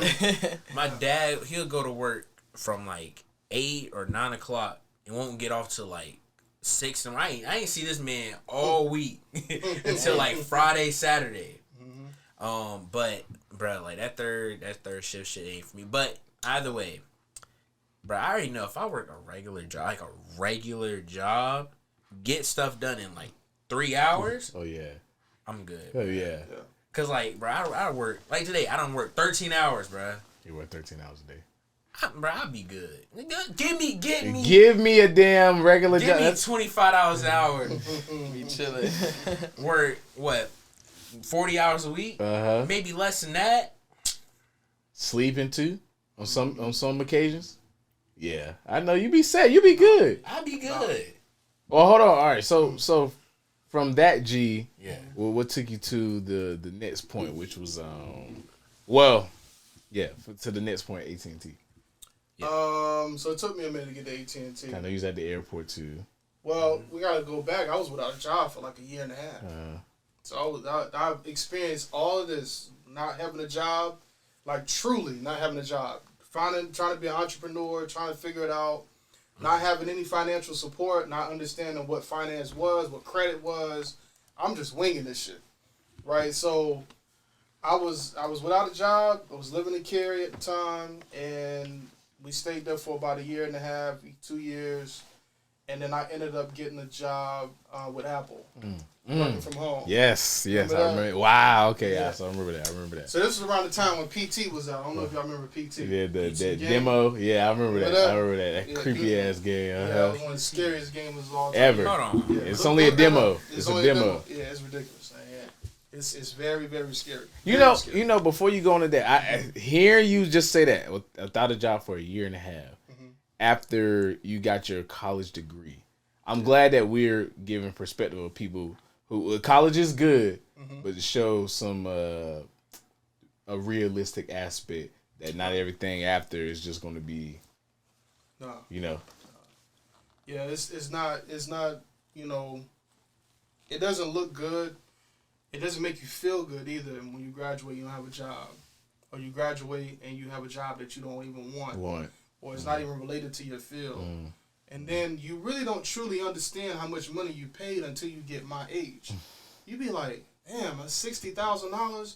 Or when you get older, you want to buy a house. And the student loans come up again. You know what I'm saying? So then you have to be strategic about what you spend. And you really got to know credit. You really got to know FICO scores. You really got to know certain things. Because if you don't, you ain't going to get nothing.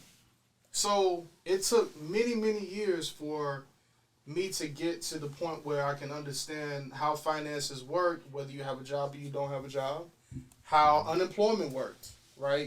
You don't have a job and you're on unemployment, you have to make sure you do your application findings, your worksheet saying, hey, I look for a job this week, I apply for these jobs. If you don't do that, you will not get a check every week. It's a weekly thing. You gotta do 3. Yeah. You gotta submit 3. I know. Submit 3. You gotta get that money. You know what I mean? So it's so funny how, and I'm glad y'all bringing this up. I forgot about this. Yeah. About being unemployed. You know, like that's you having that shit back to back like that, and always finding a way out. Like that's inspirational for me. Like I'm like, damn, it's like that's touchy. You know, so. Nah, man, you got to figure out a way. So with you having a 25-hour gig, that's 2012. That's big money. That's lit. Yeah. With you making that much money at such a young age, and losing that job during that period of being unemployed, and did you ever get down? Like, how do you keep your faith high, and how do you not get down on yourself and not let the job define you? Because when you sometimes when you talk to people, what's your name? I'm such and such. I'm a lawyer. But like that's what you do. You practice law, but that's not your identity. You're a person first. So how do you not let a job consume your identity?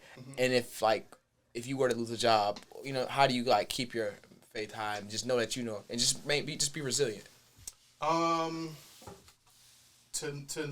own up and know that you made a mistake. Like, that's the only way. Self-accountability again. Yeah, self-accountability again. You just got to be like, look, I made a mistake. And you got to say that verbally to people that you love. If you don't say that verbally, it don't mean nothing. Because if once you say that like that, then you'll know the reception of what you said to that person. When it's coming back to you, it might be bad, it might be good, it might be out of love. At least you got it out.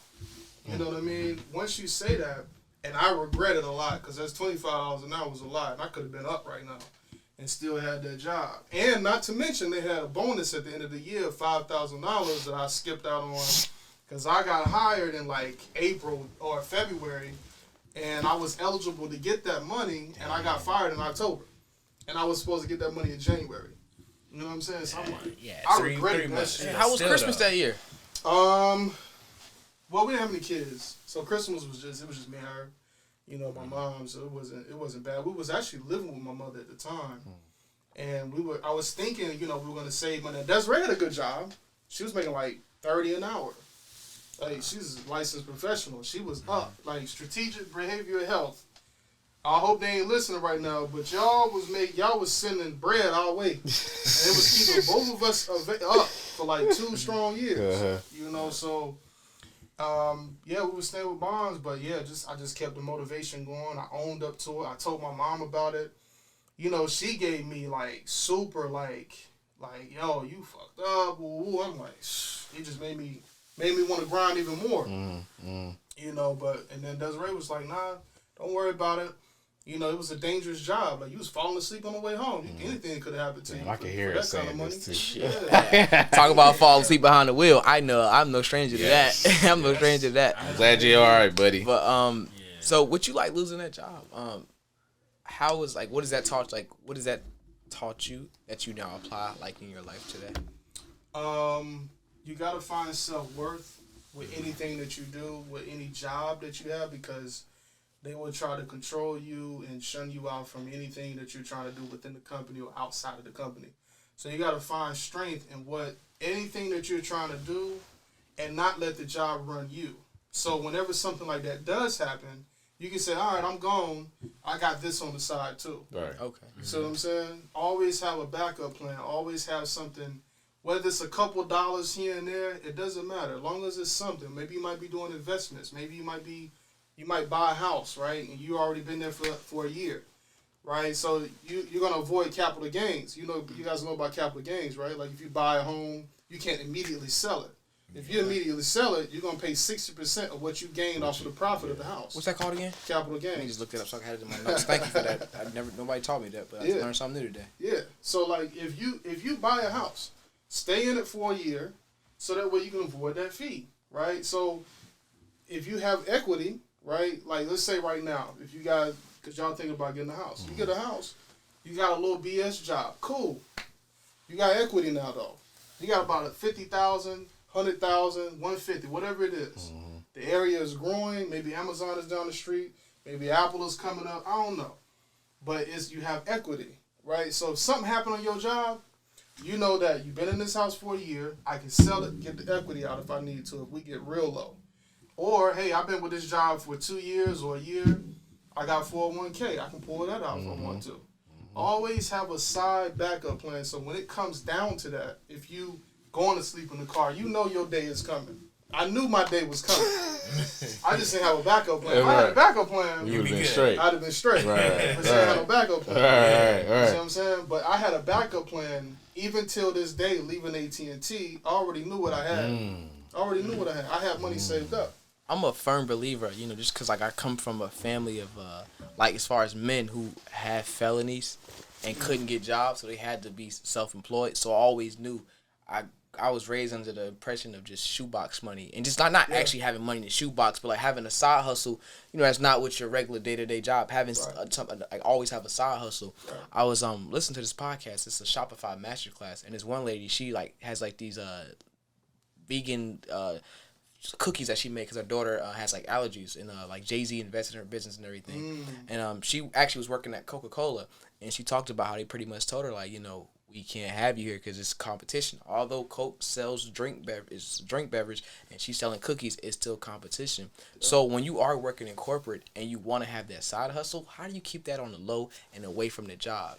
Before it gets really big, because I'm a firm believer is, you don't quit that job until that side hustle can cover that plus 8 months to a couple years expenses. I don't believe in just quitting your job for the side hustle. That's a bit much. Like, but how do you keep that on the low and away from your job and have that that line of just divide and separation between the corporate and the side hustle, so where they don't know, like, your hiring managers and managers don't know, oh yeah, he got a little business on the side.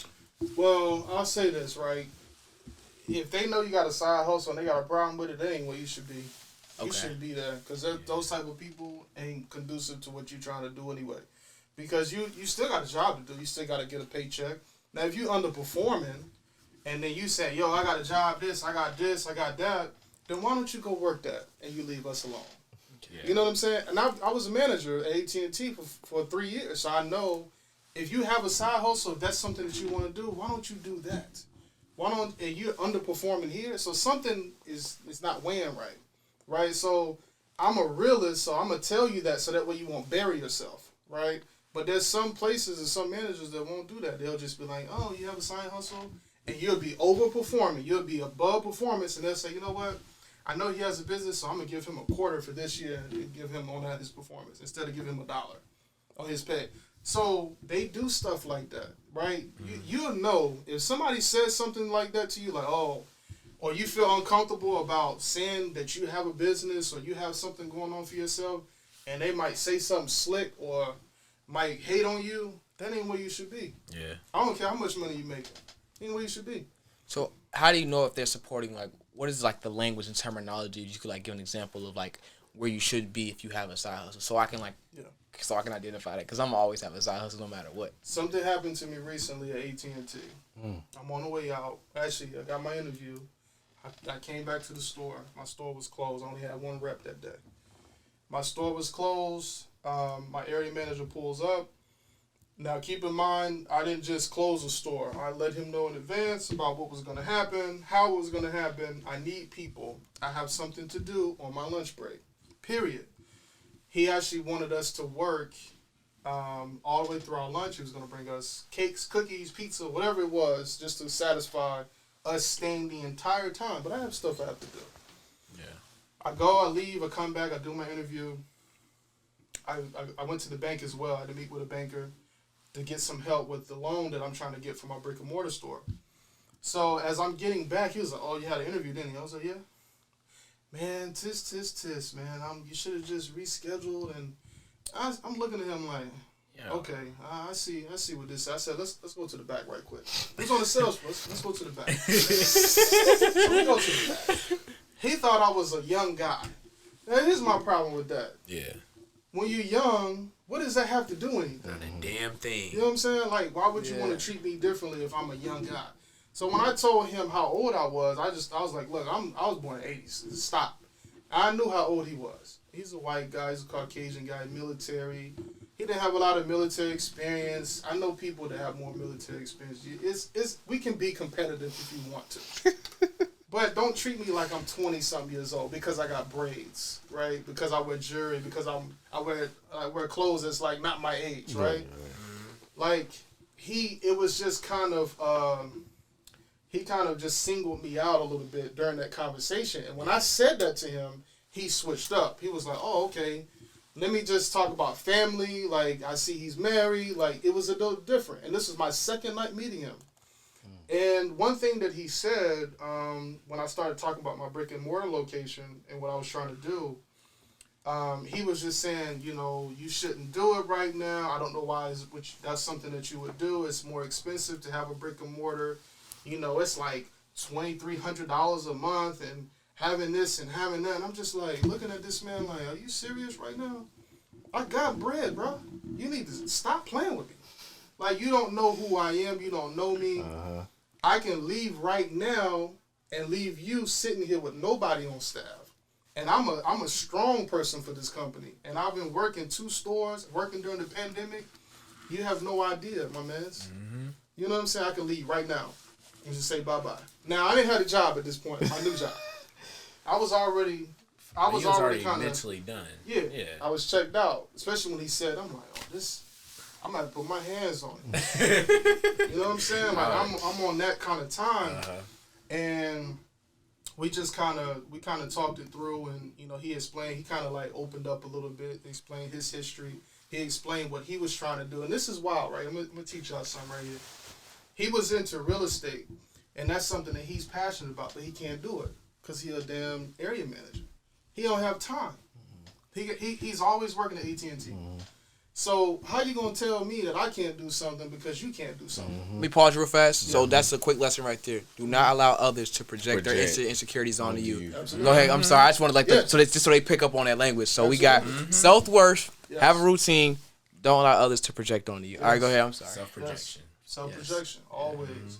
And that's something, you know, he said that. I'm just like, okay. You're wild for saying that. But I understood once. I didn't fuss him out, and then I didn't cuss him out or nothing like that. I said, okay, well, if I'm not interesting, if my business is not interesting, you tell me about you. What is it about you what makes you go? What's your why? And he told me his why. He told me his experience and what he wanted to do, and he can't do it. So then I knew automatically I'm talking to the wrong person. Yep. Because he didn't achieve his goal, you're going to tell me I can't? Me you can't. You're wild. And I was just like, well, tell me about some shoes and this and this. So I pulled up some Yeezys, and he was like, what are those? And I was like, what are those, my man? I don't know what those are. You know what I'm saying? And he's like, yeah, he's some duck boots or something he said. I'm like, all right, do you know what Cole Hines are? Nah, I don't know what those are. Okay, so we can't have a conversation. Show can't have no Can't have a conversation.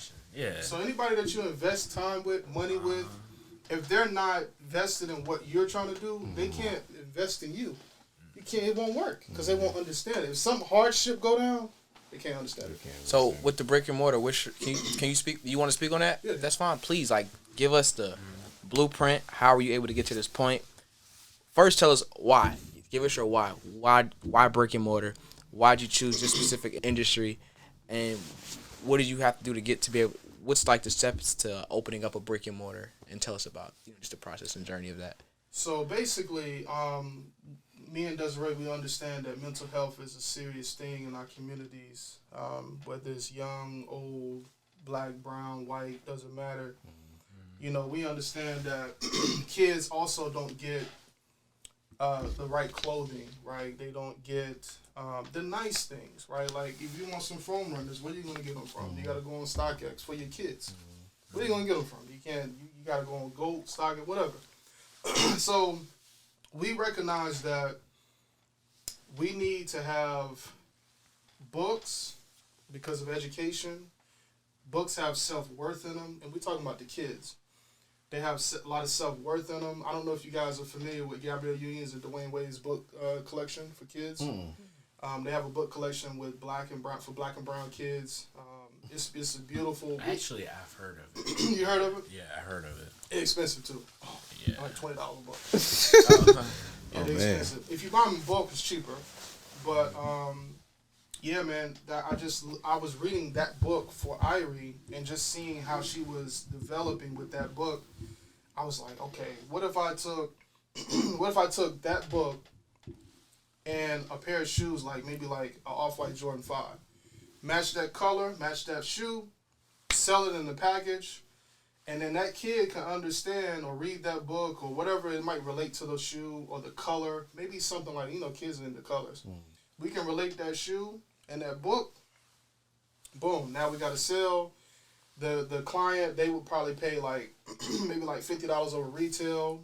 Not too much, not something that's crazy. We want to be there for the kid. So now once we provide that and we get the community going and get them, with our shoes and our clothes, and we do clothes too. So we have our shoes, which would be like Yeezys or whatever. We have our clothes, which we've been partnering with a girl in Tyson's Corner Mall. She has a store called Lulu's.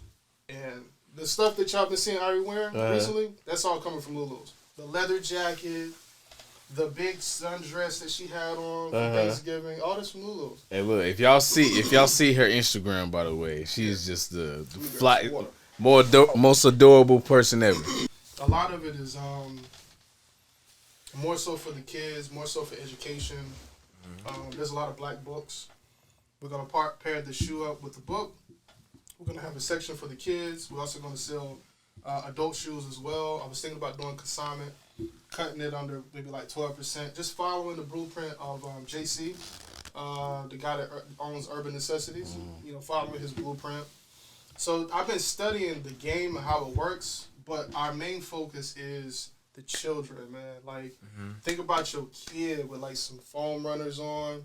At this point, with the location, I'm going to send it. I'm going to take my brick and mortar at, which is one Loudon. There's a lot of people that got money over there. So they're down to pay whatever. They don't care. It's like, okay, I see some foam runners. If I can get them from StockX or if I can go to a sneaker con and say, yo, let me get these foam runners for $200, but they go for $250. I just save $50. I'll sell it to them for $225. You know what I'm saying? And then do my taxes, all that stuff. So I make a little bit of profit, but a little bit of profit is something. Right. It's something better than nothing. Slow money better than no money. Slow money always there. Always there. Quick money jam you up quick. Jam you up quick. All the time. So once you get them into the store, you build a clientele. You get people to know that you're there. Then you can sell other small products, right? You can sell hair jewelry. You can sell, you want to sell cookies and candy. You can sell cookies and candy. You can sell like jewelry, like kids' jewelry. Like all the stuff that Old Navy do, same blueprint. Right. Yeah. They got all that shit lined up right at the line. Right. You saw all that shit right there. I actually met this lady, because I work in consulting, and I was on the phone with her, and she got real personal with me. And she was like, she could tell, like, she was like, are you black? And then she was like, okay, baby, let me just talk to you real fast about just investing and whatnot and opening a brick and mortar. And so we was on the phone for about an hour and whatnot. She gave me her personal number and everything and all that, so I got that connection. She was telling me, she was like, when you do any brick and mortar and opening up different businesses, she was like, you don't always have to open up 10 different businesses, but maximize that one business. So she was like, if you, for example, she gave me a barbershop example. She was like, own the chair, but also own the building. So you make money on the real estate on the building, on each chair, then sell hair products, sell brushes, sell do-rags. Right. So she was like, you don't got to own a beauty supply store because you're going to have that products in your barbershop. She's like, maximize that one business and sell as much as you can within that one specific, brick and mortar. And then when you start doing different things. I like how you talked about just Old Navy. They got everything in fucking Old Navy. You can buy snacks in Old Navy, bracelets, gloves, scarves, hats. That's the face care. Yo, they got face mask in there too, chapstick. I liked how you said you following the blueprint. Another quote that I follow is just learn the game or learn the language of the business you want to be in. Right. So like for me, I love like smoothies. I love coffee. I know y'all people know me for clothing, but it's like I see beyond clothing. Like that's it's a stepping stone. But I really want to get into like the beverage industry because I'm really big on interpersonal communication, and so I'm just trying to like learn the language. So I'll go to a coffee shop. I might drop upwards 20 or so a week on at a 3-4 times a week going to different coffee shops, but I'm meeting these owners and they give me their numbers and we're speaking a different language. So and like as the more I'm talking to them and whatnot, it's like open up a brick and mortar. It's not easy, but it's not like far fetched as like it always seemed. Like growing up, I'd never seen too many black owned brick and mortars, but now it's like as I'm submersing myself in the brick and mortar culture, such as coffee and smoothie shop, it's like this is obtainable. So for like you, what are some of the analytics and just kind of the economic, part to like, opening up a brick and mortar? Could you like elaborate on like some of the like loopholes and things you got to go through to like opening up a brick and mortar as far as like finances and renovations and contracting work and things of that nature? Yeah, I'll share this, man. Being at AT&T, I met this lady, one of my clients. This is how hungry I am, right? We were closing. It was a Sunday. We closed at 6. She pulls up to the door. I see her. She's in the car with like 4 people. They all Spanish. I'm like, okay. We know when they come in our store, we about to spend some money. Y'all know, when certain clients come in, like a family or something, they gonna spend some money. It's Black Friday. They gonna spend some bread. Yeah, especially when they together. So I look, and one of my people was like, nah, let's close the store. We don't want them in here. Like, we tired, ready to go on. I said, nah, they coming in here to buy something. So as soon as I opened the door, she was about to pull out. I said, hey. I said, what y'all need? She was like, we need to get some new lines and get some phones.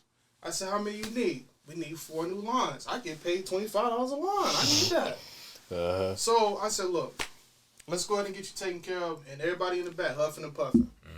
I said, I'm going to take care of them. Y'all go ahead and go home. I just need one of y'all to stay here. Y'all rock, paper, scissors, or something. So once I finished the sale, I'm talking to her. And she's translating for her family because they just got here. But she got a business.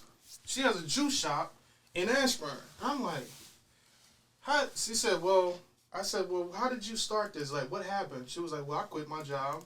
I was in the same position you were in, working in management. I wanted to figure it out. I talked to a banker. I did my business plan. I did my marketing plan. They looked over my SWOT analysis. They saw everything that I needed. They gave me the money. I ain't partnering with nobody. I said, damn, how did you? She said, yeah, I didn't partner with anybody. I just had the courage to step out and do it. And I said, man, I've been trying to do a brick and mortar. She said, what is it? What are you trying to do? And I told her what I was trying to do. And she said, it's a great idea to go to One Loudon. It's an up-and-coming location. And she told me to come by. I went by. And we chopped it up for like 2 hours.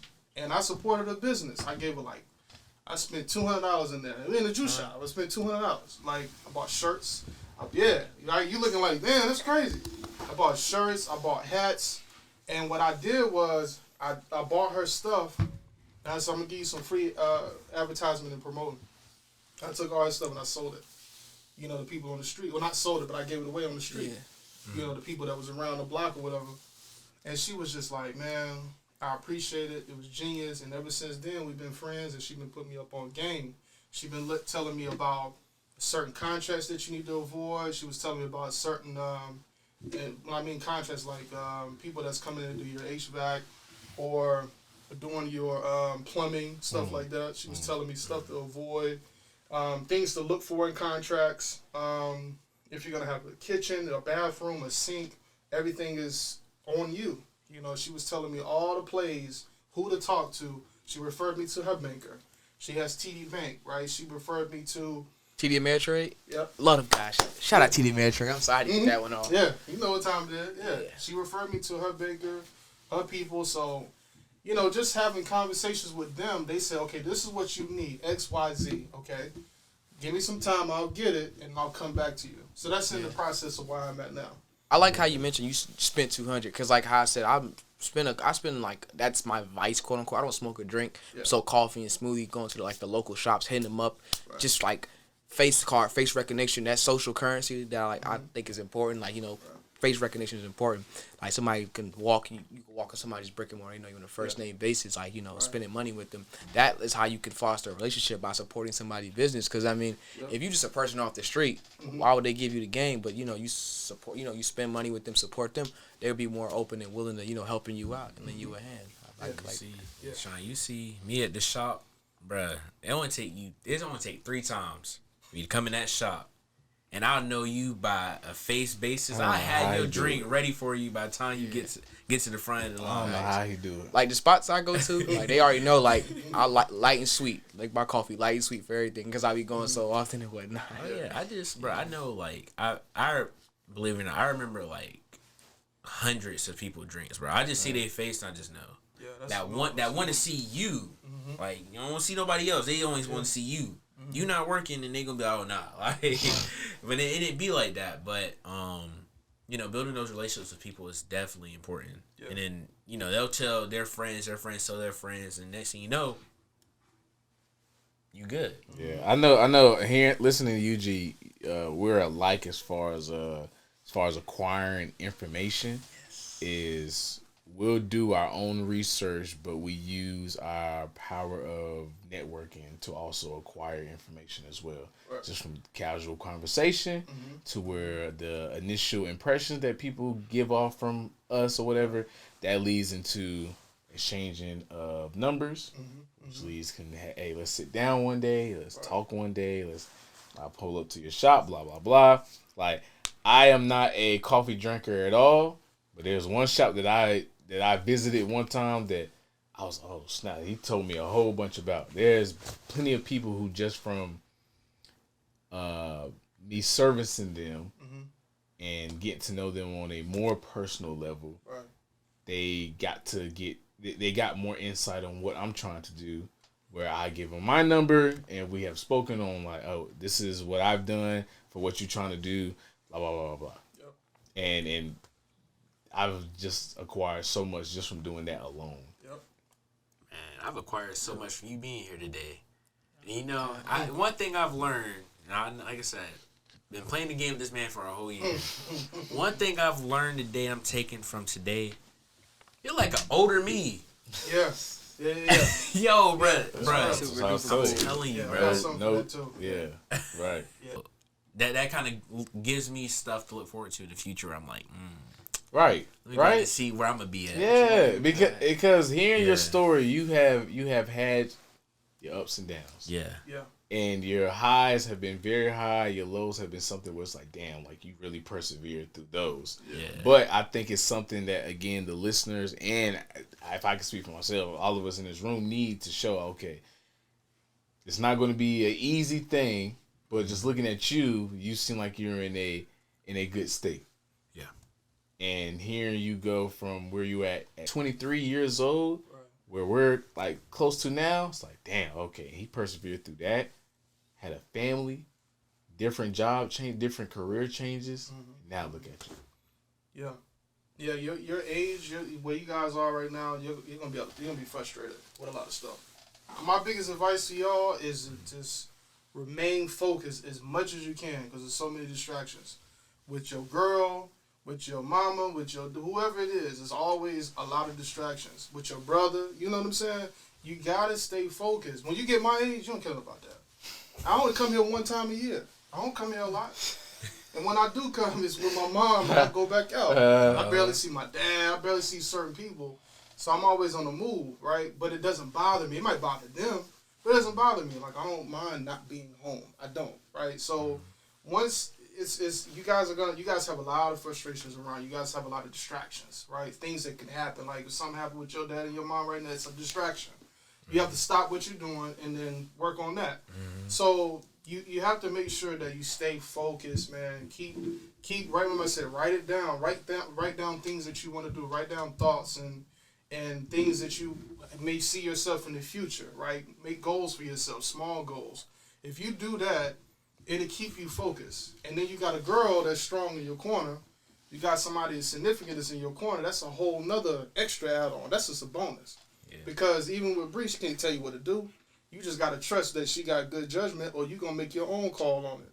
And you got to trust that she going to make the right call based on your call.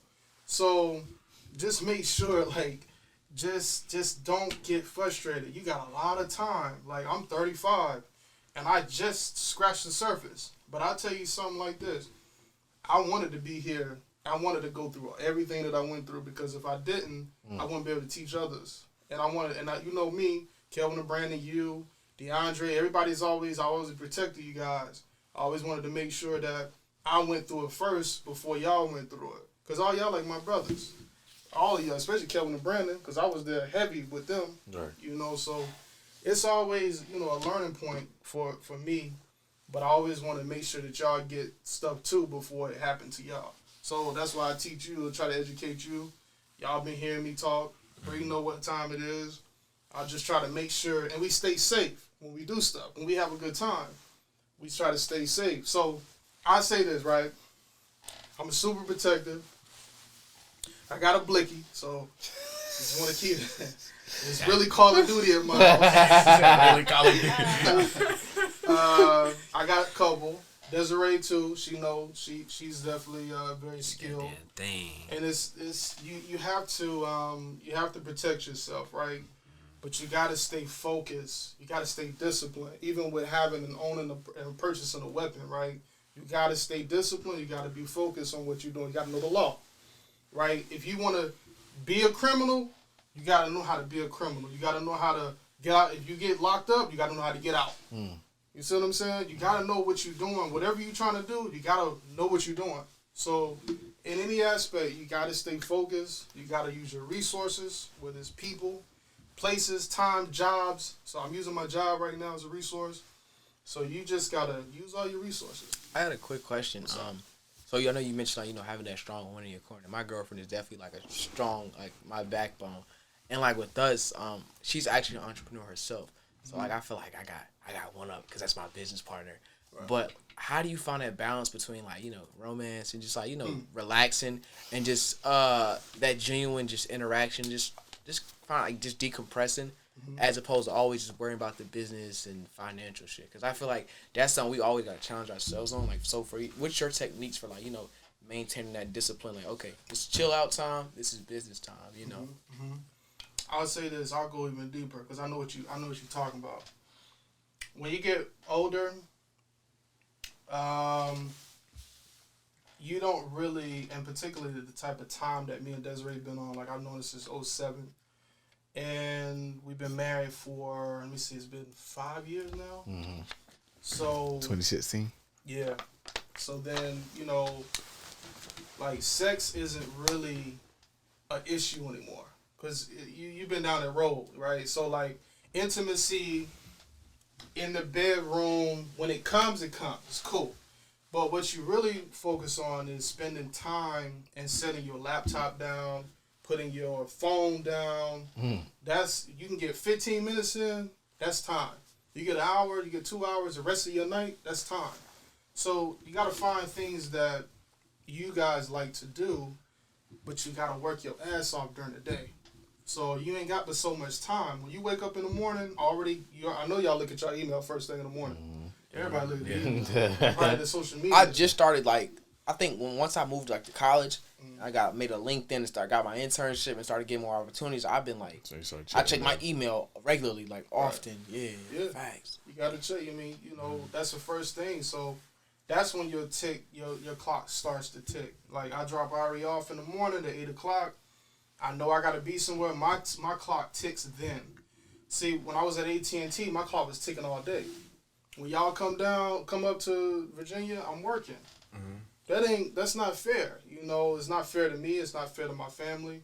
Even with Whitney, it's already hard to meet her halfway to pick up my daughter because I meet her in Colonial Heights, Virginia.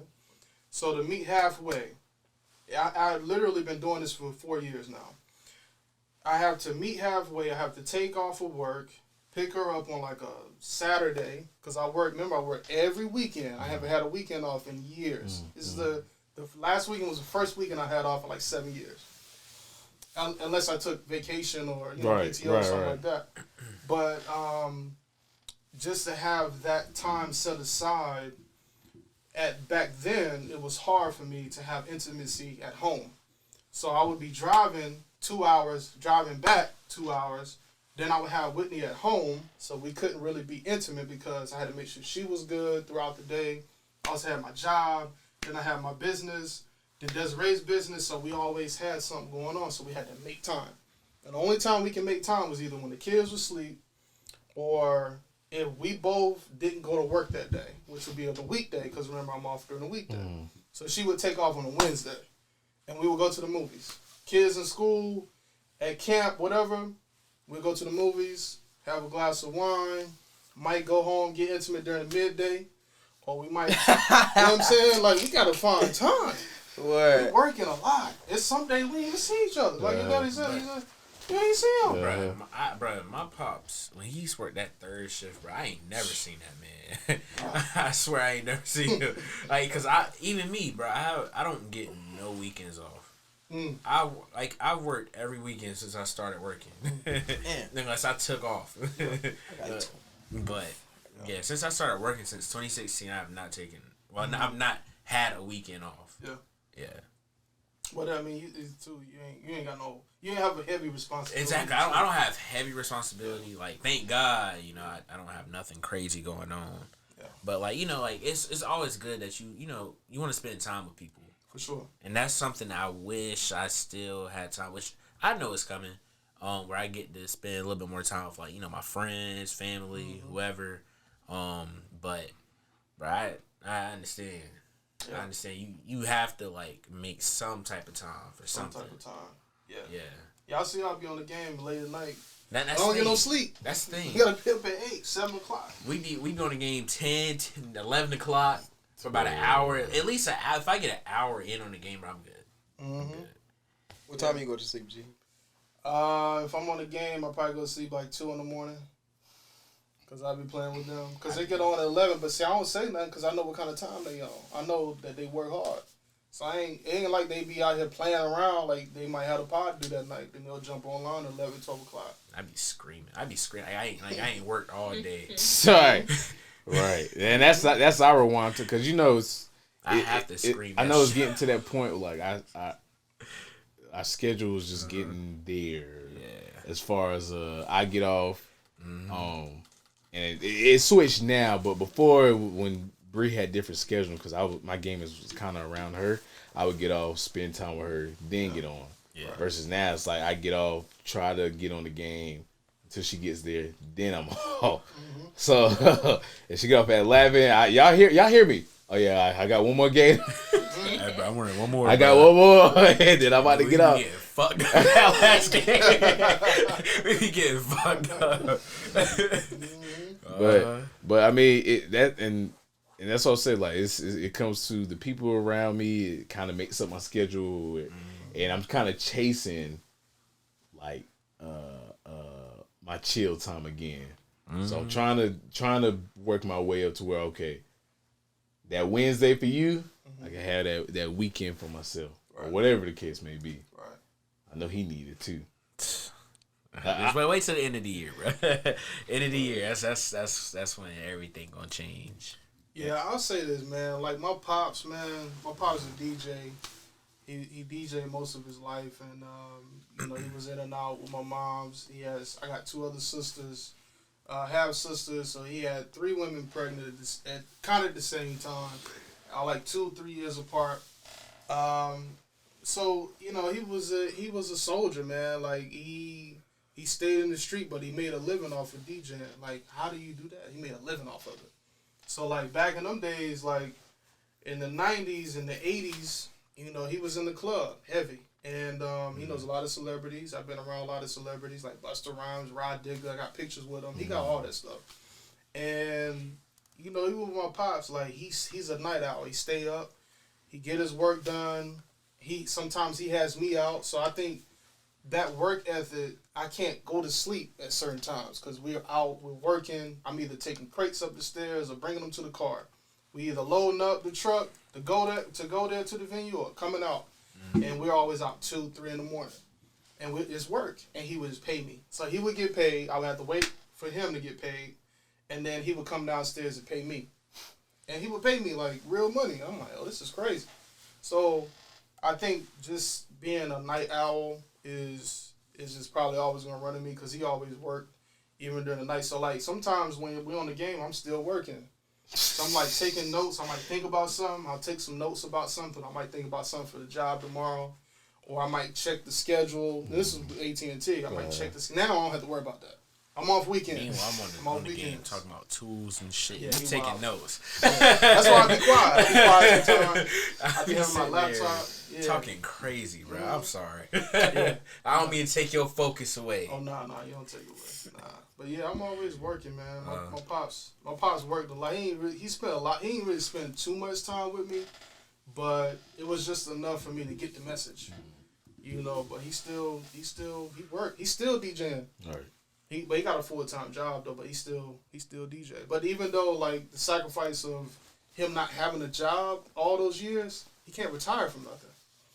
So that's what you get. Like if you're not super successful, like I don't know if y'all follow Mr. C, which is Biggs DJ, Mr. C from Brooklyn. Yeah, Mr. C but he's Big Daddy Kane's DJ. Okay, but I know he used to work. I know he was I know he was over the puffing down with him for a minute. Yeah, for a minute. Yeah. No, not him. No. Okay, the one who messed with the. Anyway, I know you talking about. You know what I'm talking about, right? Yeah, I know you talking about. Is that Mr. C? You're wild. I was like, wild that you know that. Why you said? How's that wild? Because that's kind of like you gotta dig in the crates for that one. Oh, gotcha. You know what I'm saying? Like, you gotta dig in the crates for that one. That's all like he wild with that. Not really like behind the scenes. Like you gotta. I know about that. That's wild. I know about that. But Go first, man. But nah, Mr. C, the legendary DJ that Big Daddy Kane had. Like even with him, like when you see his Instagram live, not saying I don't know what his pockets look like, but he just don't look like. He don't like he's he hurting. Yeah, he like hurting like you know what I'm saying. So like even my dad, he just he got a regular job. Like he works for like ECPI. He does like the administrative work, and you know I look at that. I'm like I don't really want to do it. I know how to DJ though. I know how to scratch. I can like probably battle somebody right now. Like I got two turntables, like real turntables, and I'm self-taught too. By the way. So my dad, he didn't have time to even show me anything. I'm self-taught. Like he's like when I put that shit, like, he was looking. I was like, yo, how did you? How? No, he like, dead ass got a boy. I seen him. Pops? Yeah. Ain't nobody teach you. It's a gift. It's passed from generation to generation. I got videos of him. Scratching it. I need to see it. I'll show you. Mm-hmm. You ain't got no Yeezy in Serato. You ain't got no Yeezy, bitch. Stupid. Yeah, man. No, I'm gonna tell y'all this real quick.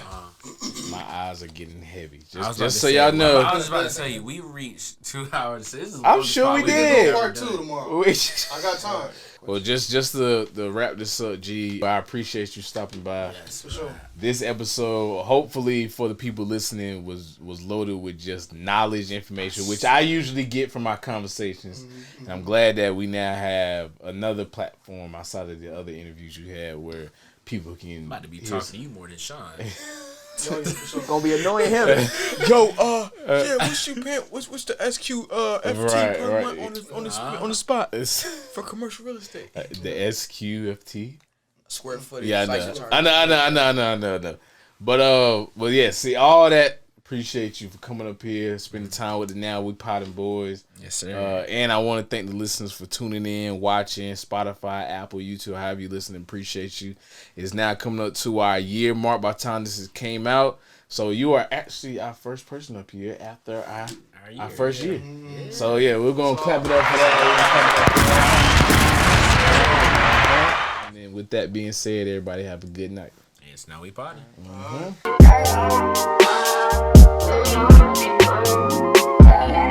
Yeah.